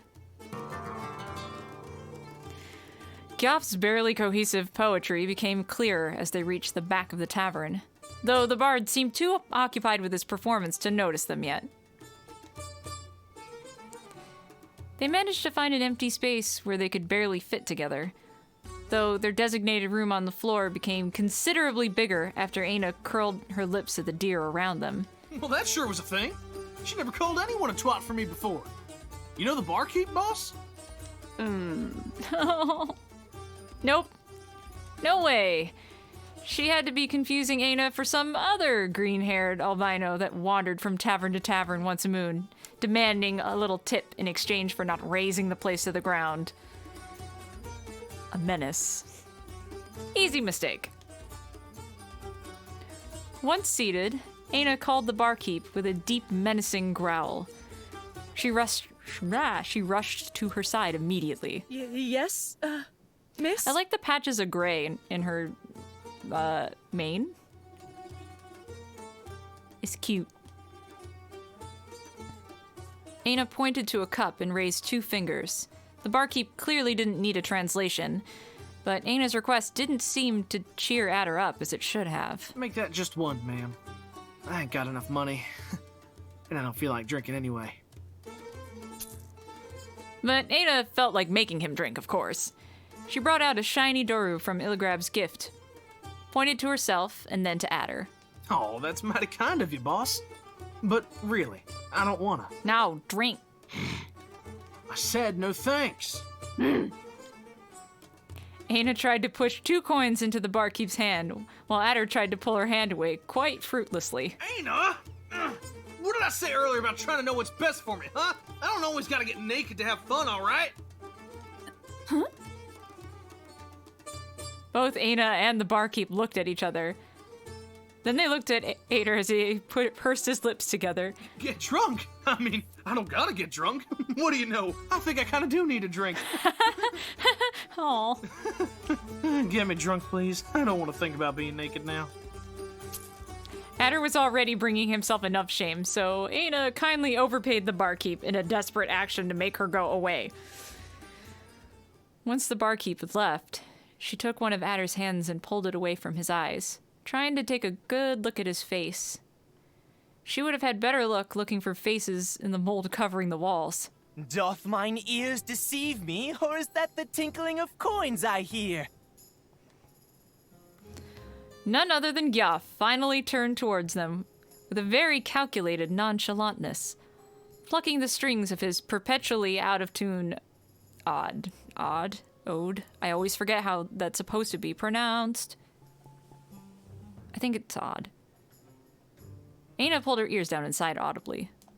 Goodness gracious! If it isn't Ladder, accompanied by the petite patroness no less, of all the miserable taverns in this loathsome city. Oh, Ood. It's Ood, isn't it?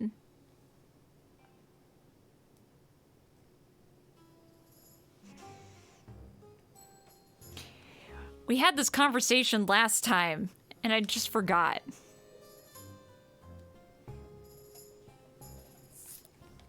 They both knew that Gyoff had been expecting Adder, and had clearly seen them walk in.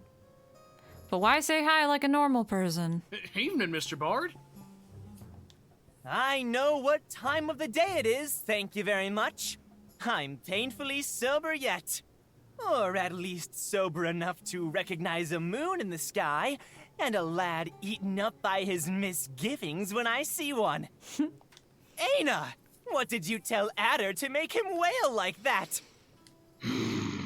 Holy shit. Oh, woe is me! So young and I'm turning hard of hearing! Speak up, dearie! Wow! Eina's teeth gritted one against the other loud enough for Adder to hear. They exchanged a very serious look. One that said, don't. A series of strangely precise grunts and gestures followed one another under the expectant attention of the bard. Afterward, they both looked at Adder until he finally relented. She wants you to keel over and die. Why? Is she too lazy to kill me herself? It was a question, not an invitation. But of course, that kind of subtlety doesn't fare so well around the likes of you. Eina was considering how best to break Yoff's snout in a single strike. But Adder fulminated with the bard with a look before Eina had so much as a chance to grunt. Cut me with the sword if thou must, but wound me not with the knives in thine eyes. Not you, Cabbage Head. I know you'll do both gladly. Hey, quit picking on her. Picking on her? Goading her a little counts as a provocation now? 'Tis but a jest between old friends. Very old friends. Eina knows it, doesn't she? Doesn't she? I said quit that, Bard. Me? She's the one that casually throws people out of windows. That's because y'all make her mad. Yeah, you shouldn't have did that, idiot. Guards! Guards! Yes, see, my friend broke a buck's spine, but that's okay, because she was mad! Yeah. Adder was about to reply, but the barkeep finally arrived with the 2 cups filled to the top, where she surely hadn't spit at all. Just the thing to keep me goading. Oh, shit. Yoff grabbed one of the drinks before Eina had a chance to grab hers. She rose up from her seat, livid. This man will die tonight. Hold up, boss. Don't go breaking promises so soon. I'll pay you back for that one. Here, you can have mine instead. Eina took a brief look at the edge of the cup. It was covered with foam, which meant that Adder had taken a sip, which meant that his lips had been there, which meant... No, she can't have that one either. Eina's not old enough to drink. At least formally, And she's never getting older. Just as Yoff was about to drink from his cup, Eina snatched her drink back. She gulped the beer down. I'd say I hope you choke on it, but you can't even do that. Eina proceeded to spit the drink all over Yoff's face, and then slammed the cup against the table, leaving a crater in the metal sheet. I love the vibrating. It's like one of my favorite things. It gets me every time. Yoff dragged his hands down his face, trying to get some beer off his fur. He was trembling slightly, but laughing all the same. All this time thinking you were a golem, and it turns out you're just a misshapen walking fountain. Will you 2 quit acting like fawns? That face. The whole tavern stared at Adder's outburst. Once shame had caught up to him, the row sat down again, heaving a long sigh. Eina and the completely soaked Yoff looked at each other, absolutely flabbergasted. They both understood. Well, color me surprised. I must admit that being lectured in maturity by Mr. There's a beast in my pile of hay was the last thing I was expecting today. Oh, yeah. Indeed, this is no time to squabble. It's been forever and a half since we 3 last shared an evening together. And if it was about me, this would be the last. So I really need to know. What on the face of Dakna is wrong with you? I'm fine. Are you? You're as fine as muscular I am, my lad. Come on, you can surely tell your best friend about it. Sorry, Bard, but this is one of them things I can't tell anyone. Not even Eina. Yoff's eyes and lips narrowed until they both formed a line. Though wounded, he attempted a smile once more. Uh-huh. We'll go with fine, then. Look at her. I know you're positively fine, but you've been just a little quieter than usual. As in, not blowing my eardrums quiet. Why are you so fine? Why are you so fine? I just got a lot on my mind right now. Yes, I noticed you spend your nights moaning. What do you want me to do? I can't sleep when I'm worried. Worried? Oh boy, you're gonna go blind if you keep worrying so much. Don't go saying that kind of stuff in front of Eina! Why? Is she not the one for whomst thy heart weeps? Say what? I'm going to give you Uh-oh. the chance of your life here. Uh-oh. Do you want to sleep with Eina? The little blem. Adder got so flustered that he almost flipped the table. Eina suddenly lacked the dexterity to find any of her many weapons and the accuracy to wrap her hands around Gyop's neck. Everybody's fucking vibrating. Ah! Is that a yes? It's a gosh darn freaking gazelle, alright? Adder immediately dunked his face in the drink. Gyop's jaw fell to the ground. Eina forgot how to breathe. The bard proceeded to spill the contents of a cup all over the plate, banging the table with a fist and laughing over the top of his lungs. Eina's cheeks swelled up as she tried her best not to cackle. Wait! All that melodrama! Just for some barhod lass? That ain't the... This couldn't be sweeter, oh, you're a horny-ter. This poor hobo was so mistaken, you see. Thought you'd cry for a golem, but you're just too wholesome. Quit with the golem thing and listen just this once, alright? It ain't about me being a horn eater or not. I mean, it don't even matter. It's been a moon since she gave me the axe. But I needed to see her one last time, and something happened that night. Something I can't tell Eina or you or anyone. And I can't stop thinking about it. I can't stop thinking about her. Ah, yes. I'm sure a lot of things happened that night. Or didn't, from the look on your face. You know, there's not a face unbeknownst to this bard. So tell me which Zell has been touching your neck. Go tune your ood, Gyoff. There, see? He said it. Ood. Now I know. For sure now. Wow, I'll forget touché. next time. Anyway, I'm glad to hear that you're a healthy deer with healthy obsessions that don't include lifelike dolls with a penchant for smithery. I'll leave you two friends to your business dinner. With that, Gyop got up from his seat. Instead of going back to playing his horrible songs, however, he headed to the back door, muttering things under his breath all the while. Eina's eyes finally drifted back to Adder. He turned red like a tomato. Gyoff, am I right? That bard's 2 straws shy of a hay bale and only half as smart. Schrodinger's ood? Sorry, boss. I need a moment.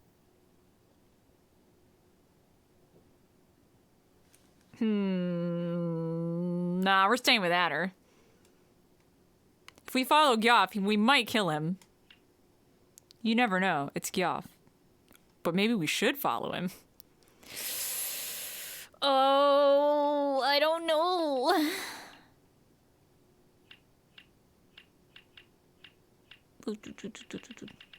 And click.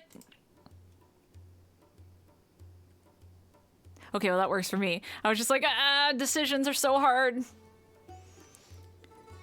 Of course, Eina couldn't care less about Gyop's problems or any request for privacy. She was only concerned about Adder's well-being, and by well-being, I mean apparently questionable love life. Adder looked her way again. Eina's lip trembled, but she managed to keep a straight face. She tapped the cup, trying to remind him that it was there, and that she still very much wanted him to drink it. Sorry, boss, but I really don't want it. Beer just don't taste the same anymore. Eina's eyes were immediately drawn to the cup Adder pushed into her hands. Well, if you're not gonna drink it, I'll drink it. You tried wine, boss? Like, for real grape wine? It's so good. It's even better than the mead we got back in the prairies. Just a few nights sipping grape juice and I'm darn spoiled rotten. Actually, I kind of prefer mead. I'm not gonna lie. Mead is delicious. Eina stared at the foam edge, and the foam stared back. Would she really get an indirect? Eina. Eina looked up again, somewhat startled. her gaze locked with Adder's. Adder gasped, bracing himself for something. The boy leaned in closer, still fixing his eye on Eina's. She didn't understand what he was trying to do, but he was managing to look really dumb while at it. Darn it! Darn it all to oblivion! I really thought I did the thing this time! The thing? What thing? Eat horns? Boss? Boss, what are you laughing about? Eina shook her head vehemently. Horn eater. And then her face met the table. I knew it! I knew it! I knew it! I knew it! You just wanted to get me all drunk to hear that! This is why I didn't tell you anything! I knew you'd just laugh at me. What a bold assumption. Eina, making jokes at the expense of others' inclinations. Never. Okay, maybe she called Goff a horn eater at any and every occasion, but that was a totally different matter. She'd never call Adder a horn eater. Probably. Eina considered how very much not at fault she was as she shifted awkwardly on her seat, making the bag of coins tinkle. Of course. Eina held a coin out for Adder to see. His eyebrow twitched a little. You can't buy my forgiveness! Why not? She flicked her fingers, revealing 2 shiny dorus. Alright, maybe you can. Haha. She opened her palm, revealing a few more coins, and then tapped on his forehead. 3, 4, 6 Dorus for my thoughts? I don't know. It's really too personal to... The purse tinkled again, where she eagerly slammed it against the table, almost breaking both. You gotta promise me that if I tell you, you won't laugh at me. For real. Look at me, ma'am. This is my serious face. You promise? Aw. There's just something adorable about being like, this is my serious face. All that money and still making demands? Eina promised herself that she would at least make an attempt. I'm a gaze reader. A what? I can read minds. Well, she tried. An attempt was made. Yeah, she tried. Darn, you got me! I really thought I could fool you this time around, but nope. You're just too smart for me, boss. Here, take your money back. My pa raised a liar, not a thief. Adder took his cup to his mouth, drowning his laughter in the drink. Incapable of controlling her strength anymore, Eina patted Adder's back, which made him drop the drink all over himself. Poor bean. Oh, not the cape! Darn it! I just washed it last moon! Oh, hell yeah.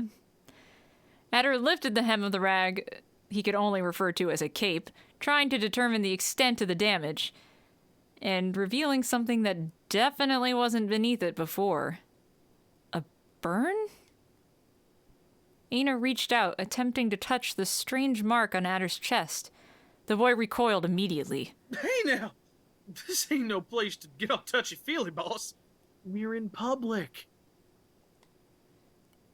Illigrab would have argued that getting all touchy-feely was just as bad in private, but Adder never quite minded Eina invading his personal space when no one was around to tell her father. It was, nevertheless, a very strange thing to say for a boy that kept stepping over the line and hugging his boss no matter the situation. Oh, how am I ever gonna clean this? Quite easily. All you have to do is rub the fabric with some distilled alcohol. Leaving it in salt water overnight could also do the trick. Believe me, I am an expert when it comes to getting liquor stains out of my clothes. Oh my god. I love his, sash or whatever. The design is really pretty. Also, it's time to figure out who you are!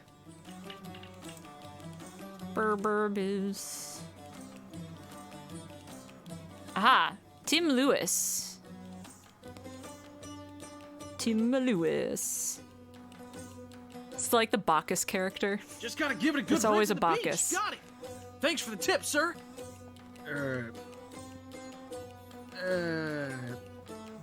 Do you need anything else? Indeed, I do. I could not help but notice that fine example of Bahang craftsmanship accompanying you. I'm beyond impressed by its degree of autonomy.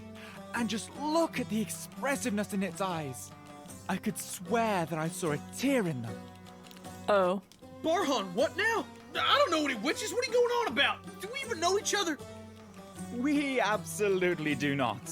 You may call me Burbith if you must spend your breath discussing anything other than this beauty. Bro. Oh, look at that skin. Porcelain could never be so pearly. Gods above! Is that alabaster? Hatter and Eina shared a confused look while Burbis kept rambling.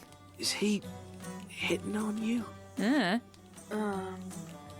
However, the almost total absence of a snout and that triangular nose shape do not seem to align with the heavily embellished idea of the Ekain held throughout the rise of Perseksurat. A fawn, perhaps? No, of course not. Eyes so detailed, rounded shapes and a small mouth. Oh, look at that blush covering the nasal area and the cheeks. Bro. The very expression of femininity. Oh, undoubtedly unique. Darn right he's hitting on you. Of course, the Safi may have had a twisted sense of humor, shaping their servants like us, but they had their own moral standards.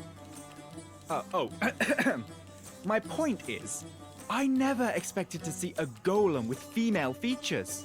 Could I somehow convince you to part with it? Bro. Oh, my tat! It even talks! How did you make it do that? She, sir. Eina's a she.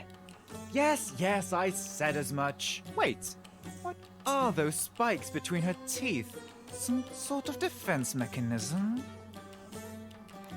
Burbis pulled Eina's jaw open with his left hand. Rude! Trying to get a closer look at her fangs.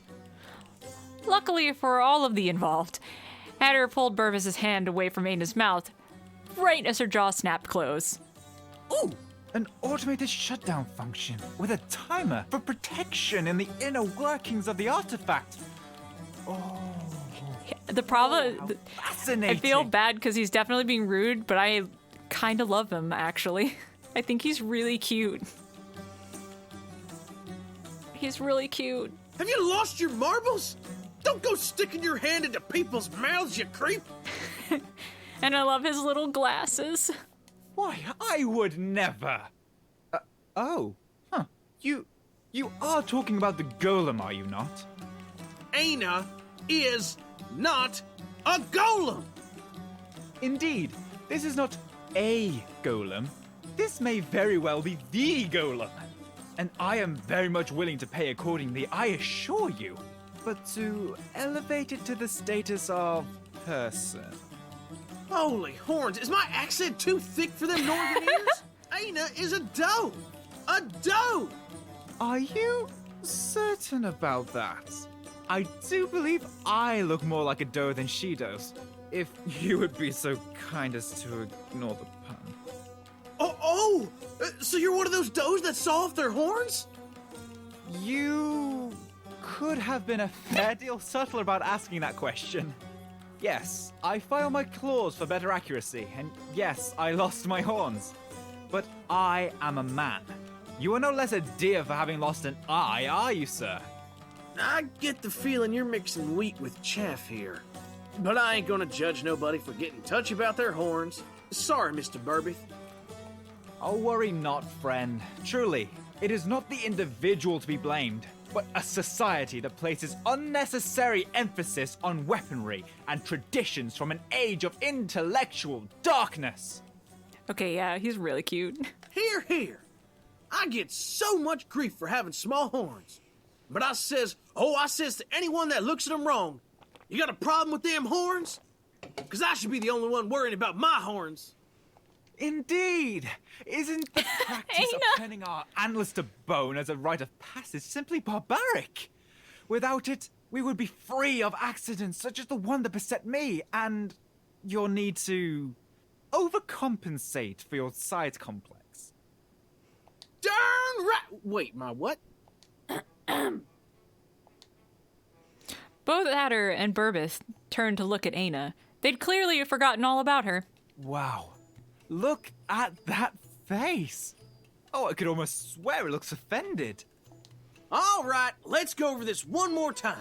She, not it. I ain't saying that Eina looks like a doe, no siree. She is a doe, Mr. Bearbeth.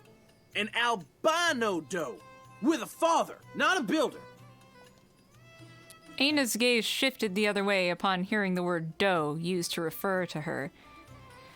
She nodded anyway, not to leave Vader alone. Well, it certainly isn't uncommon for an engineer to consider his magnum opus a child.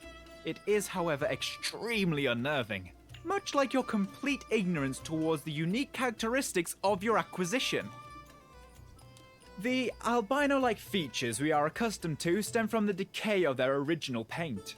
The root of her fur and beet red underpaint on this Eina's nose indicate that she was most likely done originally. I see the green dye is recent, though. Copper dye, perhaps? A, bold choice. Certainly not one I would have made myself. Hey, green hair's rad. With all due respect, sir, do you understand the kind of chemicals you're exposing your golem to? Adder stood still. So very still, it would have seemed that he'd turned to stone. Oh, shit! And then the stone began moving. He got up very slowly, putting both hands on the table, until he was fully standing, like the towering mass he was. You could call her my boss. You could call her my friend. You could call her a zillion bad names, and she'd be all of them and more. But by God help you if you call her my golem again. Adder's scream almost sent Burbith's glass flying. Panting and clenching teeth was not an expression befitting a boy so sweet. Eina put a hand on Adder's arm. The boy stared at it for a moment before carefully shrinking back to his place on the seat. Ahem. If your eyesight is as bad as I suspect Wow. it is, perhaps you should consider acquiring a monocle friend, or a relaxing cup of hemlock tea, both of which would do you much good. I am not sure as to how you stumbled upon her, but I am what you might consider an expert on the subject of Basaktarat as a whole, and I can tell you, this is a golem. She's not! Is too! Is not! Fine. I had been told that Rose seemed hard of hearing out of sheer stubbornness, but let no dear say I did not attempt to reason with you first. Prepare to be convinced, sir. Burbith's cape flew open. He drew a dagger with his left hand and pointed it at Adder. Seeing this, the barkeep rushed over to their side. Stop that, you halfwit! They're gonna destroy the tavern! Who? That fool? Before even an inch of the tiny blade had been revealed, Adder started running. And even though Burbith clearly didn't have any intention to pursue him, Adder kept running all the same. No, not the sand fur, the beast! Oh, not this again! Please, this is a golem! Honestly, are all you villains nearsighted? Eina glared at Burbith with all her strength, but she promised not to cause a ruckus. All she could do was stand up to watch our brave buck immediately head in a panic to the other end of the room. A knight that ran in the opposite direction whenever he saw a pointy thing. Some knight that would be. Then again, Adder hadn't said anything about that for months. The only one to ever mention it anymore was Gyoff. Of course Adder had stopped talking about becoming a knight. He knew how ridiculous it sounded, and he probably realized at some point what everyone knew. There was no hope for him. Once more, Eina had stayed behind. She had clung for dear life to the idea of a boy that had outgrown her, ridiculous as it sounded in that precise moment. Eina sighed to herself, finding the whole situation rather underwhelming. She didn't even react to Burbiz's approach.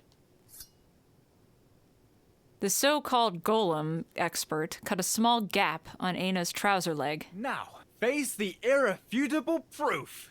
Look at this. Wait, where are its joints? Maybe the other leg. No? Over there? How about, Oh, that is very anatomically correct. Oh! I was waiting for him to just get totally bodied, but that was perfect. Well...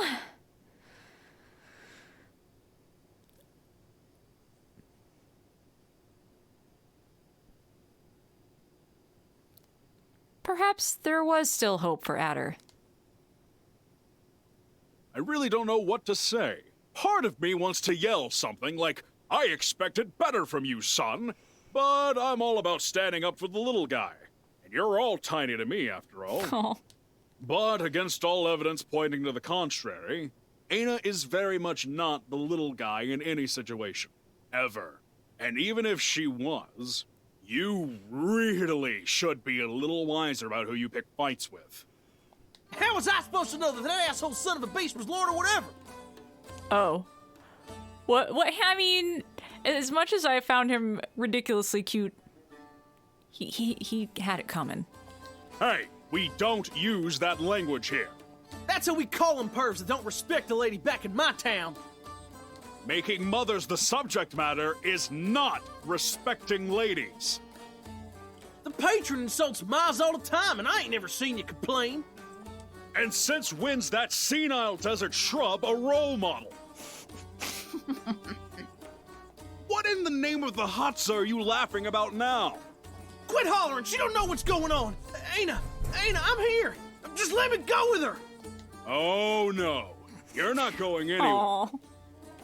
I keep my guards well behaved, and I expect no less from the citizens, Adder. Mindless violence is not the solution to your problems. Thought you knew this already. Adder let his head rest against the bars that covered a small window in the door, making sure to give Illigrab his meanest look. Look, I'm sure this is all just some big misunderstanding. I know Burbith. His train of thought is a bit weird at times, sure, but he's not a bad kid. There has to be an explanation for this. He ain't got nothing to... Kid, I can barely understand a word you're saying. You're gonna stay here thinking of what you've done until Burbith wakes up. If he wakes up. Wait, is it pronounced Burbith? I don't know, I keep using like a hard Z. Come on, Eina. It's time for you to go home.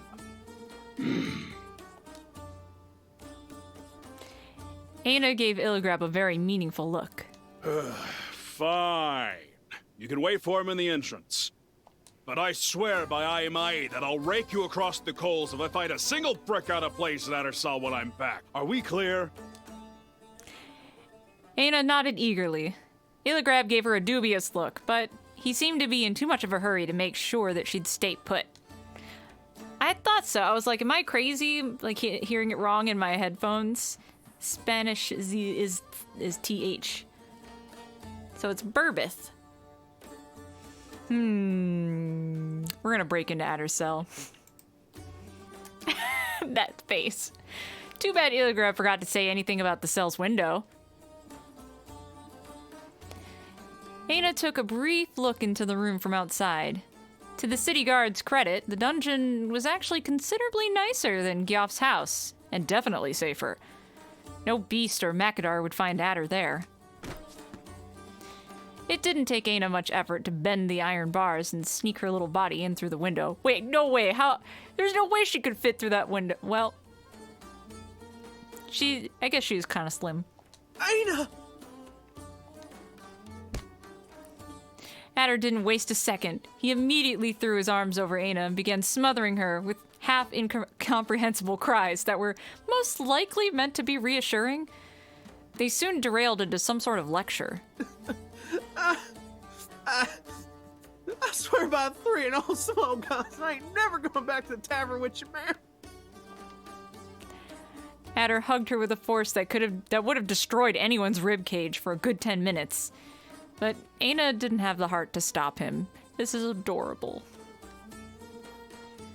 When he finally pulled away, his nose was running and his face was all wet. Anyway, I'm glad to see that piece of crap didn't hurt you. That knife looked so sharp that I couldn't help but... He didn't really mean any harm. He just didn't realize exactly what was happening. Wait, didn't Illigram just tell you to stay the hay out of here? Boss. Adder took a hand to his face, babbling about the trouble she was gonna drag him into. And there it was, that strange mark again. But now she could see it in detail. A hand-shaped dark mark on Adder's chest that was most definitely not there the last time she got a good look at Adder's chest. Of course, Adder noticed that she'd noticed. What's this? Poison! Oh, no! Bearbeth must have cut me! Oh, praise the gods I ain't dead! Eina made it clear that he was about to be very dead if he didn't begin spilling the beans. I really thought it was just a burn. A hand-shaped burn? Adder didn't seem to be lying, but he clearly wasn't telling the truth either. Eina inspected the mark up close. Long, slim fingers and a small palm. It clearly couldn't belong to a deer. Lacking excuses to do as often as she'd like to, Eina put her hand on his chest just to be sure that it couldn't be one of her kind either. Which of course left one people and one girl. Yep, it's just what you're thinking. Eina's ears perked up immediately. Adder smiled tenderly in response. I wasn't lying for once when I said I could read minds, boss. I mean, it ain't like I can hear your thoughts or anything like that, but I just sort of... No? You see, the gazelle I was talking about earlier, she taught me how to read the heights as it passes through you, following the trail of emotions all your lives ever left in it, through nothing but your very eyes. So basically mind reading and a few other things. Eina made her best attempt not to look at Adder like he'd grown another head. But it wasn't a very good attempt at all. I know what I saw, boss. I swear I read her mind. But I got too close to the fire and ended up burnt. Now when I call for her, she don't answer. And no matter how much I try, I haven't managed to use my powers ever since. What am I supposed to think anymore? I feel like I'm going crazy here. There, she meant to say, ruffling his brown hair. She meant it this time, however. Eina had no doubt that Adder had seen something, but that something was in his own mind. His nightmares would chase him out of his sleep and hide in every shadow. It's not that Eina thought him crazy, of course. He was just naive, anguished, and a little bit delusional. A couple of compliments and some suggestion, and the boy would have thought himself a Macadar. Eina could almost picture the scene. Some saucy gazelle with the gift of the gab, burning Sino root, convinced Adder that he had powers beyond his imagination for just a Doru and 3 tepas. Kemi.exe stopped functioning. The rest of the evening was free of charge because of course it was. Eina put that bitter, absolutely not jealous train of thought aside for a moment. A burn? Why would he think it was a burn? No matter how much Eina waited and impatiently tapped her boot against the ground, Adder just didn't say another word on the matter. A small smile appeared on his face after a while, heralding a story as it always did. You know, boss, there's only one reason I wanted that whole gaze reader business to be true. Guess why? Eina's glare could have frozen the whole step. Right. What I mean is that you gotta think of the answer. Boss, come on. I want to stop being the fawn that cried beast. Look at me, and let me prove I can do this.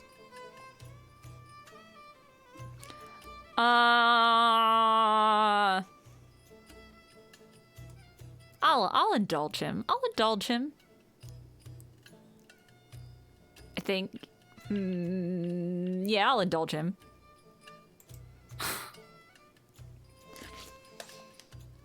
Fine, why not? It couldn't possibly hurt. All right. Look me in the eye and don't move, okay? Think of something with all your strength. Like you were putting your whole mind to it. Don't think about butts, don't think about butts, don't think about butts, don't think about butts. Ah, damn it! Eina shut her eyes for a moment, trying to think of... an insult. Oh, I don't know.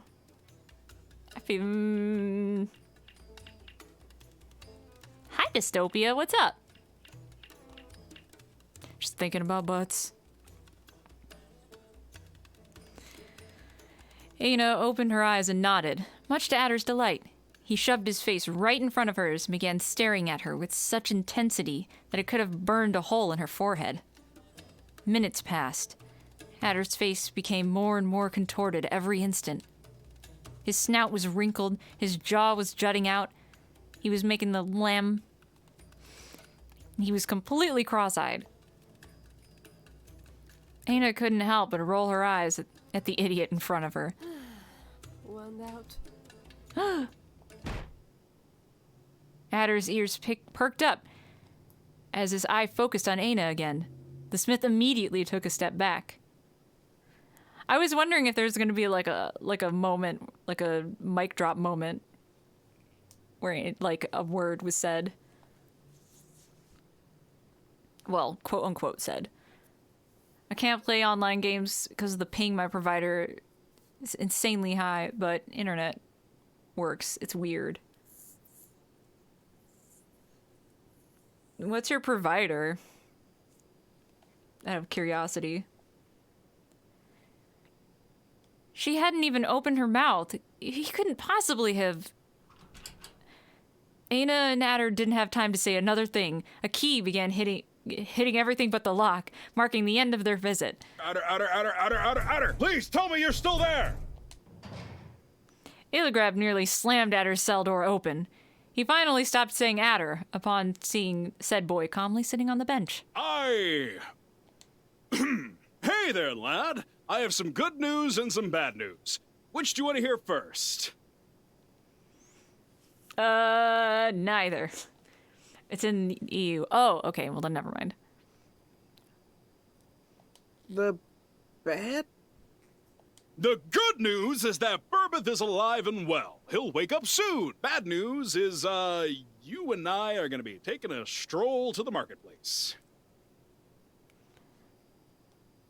I still have 200 megabytes down, 20 megabytes up, but I nearly had 1 second delay. Ugh. Yeah, for online games, that's a no. Mic drop, welcome to my voice. I like your voice. How's that bad? Are you familiar with the words, attempted magnicide? That'd be an amazing album title. I'm just gonna put that out there. Don't worry, I'll explain on the way. Up we go! Hold up! What do you mean by public execution? I was just about to make a, like, gallows joke, and here we are. The achievement I unlocked just says left you hanging. Wow, rude! He meant, of course. What was that? Nothing! Tell me what happened next. Right. Well, Adder and Illigrab... Lynn? All that talk about food made me hungry. Great sign that you should return to your parents for the day, then. That's, no! We can't stop here. I don't want to go until you finish the story. What if your old butt crumbles to dust tomorrow and I haven't gotten to hear the end of it? I think the same thing about George R.R. Martin, like, on a near-weekly basis. Adder turns into a knight, someone messes up his name at some point, and you're eventually born. The end. Don't go! Please! I'm going to read even faster. Stay a little longer. Fine. But I'm not letting you starve. By the moon and all its children. Where am I supposed to find milk now? Milk? What? Isn't that what fawns eat? What? I'm not a fawn! Sure you are. What are you, 2? 3? 14! See? A kid. I'm not even sure you're old enough to hear what happens next. How dare you! My age doesn't matter here. I'm a gaze reader. You wouldn't believe the things I've seen inside people's minds. That's fair. I can understand that. See, there was this one goat with a broken horn. No. I don't want to hear it. And then she asked me to foresee if the other girl had managed to pull it out of... I said I believe you! Oh, gods! This is why I hate mortals. One day you're all cute and tiny and full of hopes and pulling on my ears, and then the next you're suddenly 2 heads taller than me, thrice wider, and you only know how to talk about...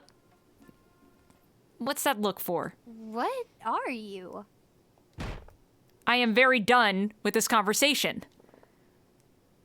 Chapter 3.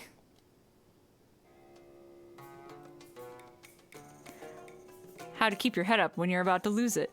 Oh man, what a cliffhanger that this was on before this actually dropped. Cause chapter 3 is the newest part. Damn. Okay, hang on a second. I think normally I would take a break here, but I'm actually cool to keep going for a little bit, but I need to take a short break. To go grab something to drink and use that bathroom. So I'm gonna save first and then give me a second. Save. Yeah, give me like a couple of minutes. I'll just turn my music back up.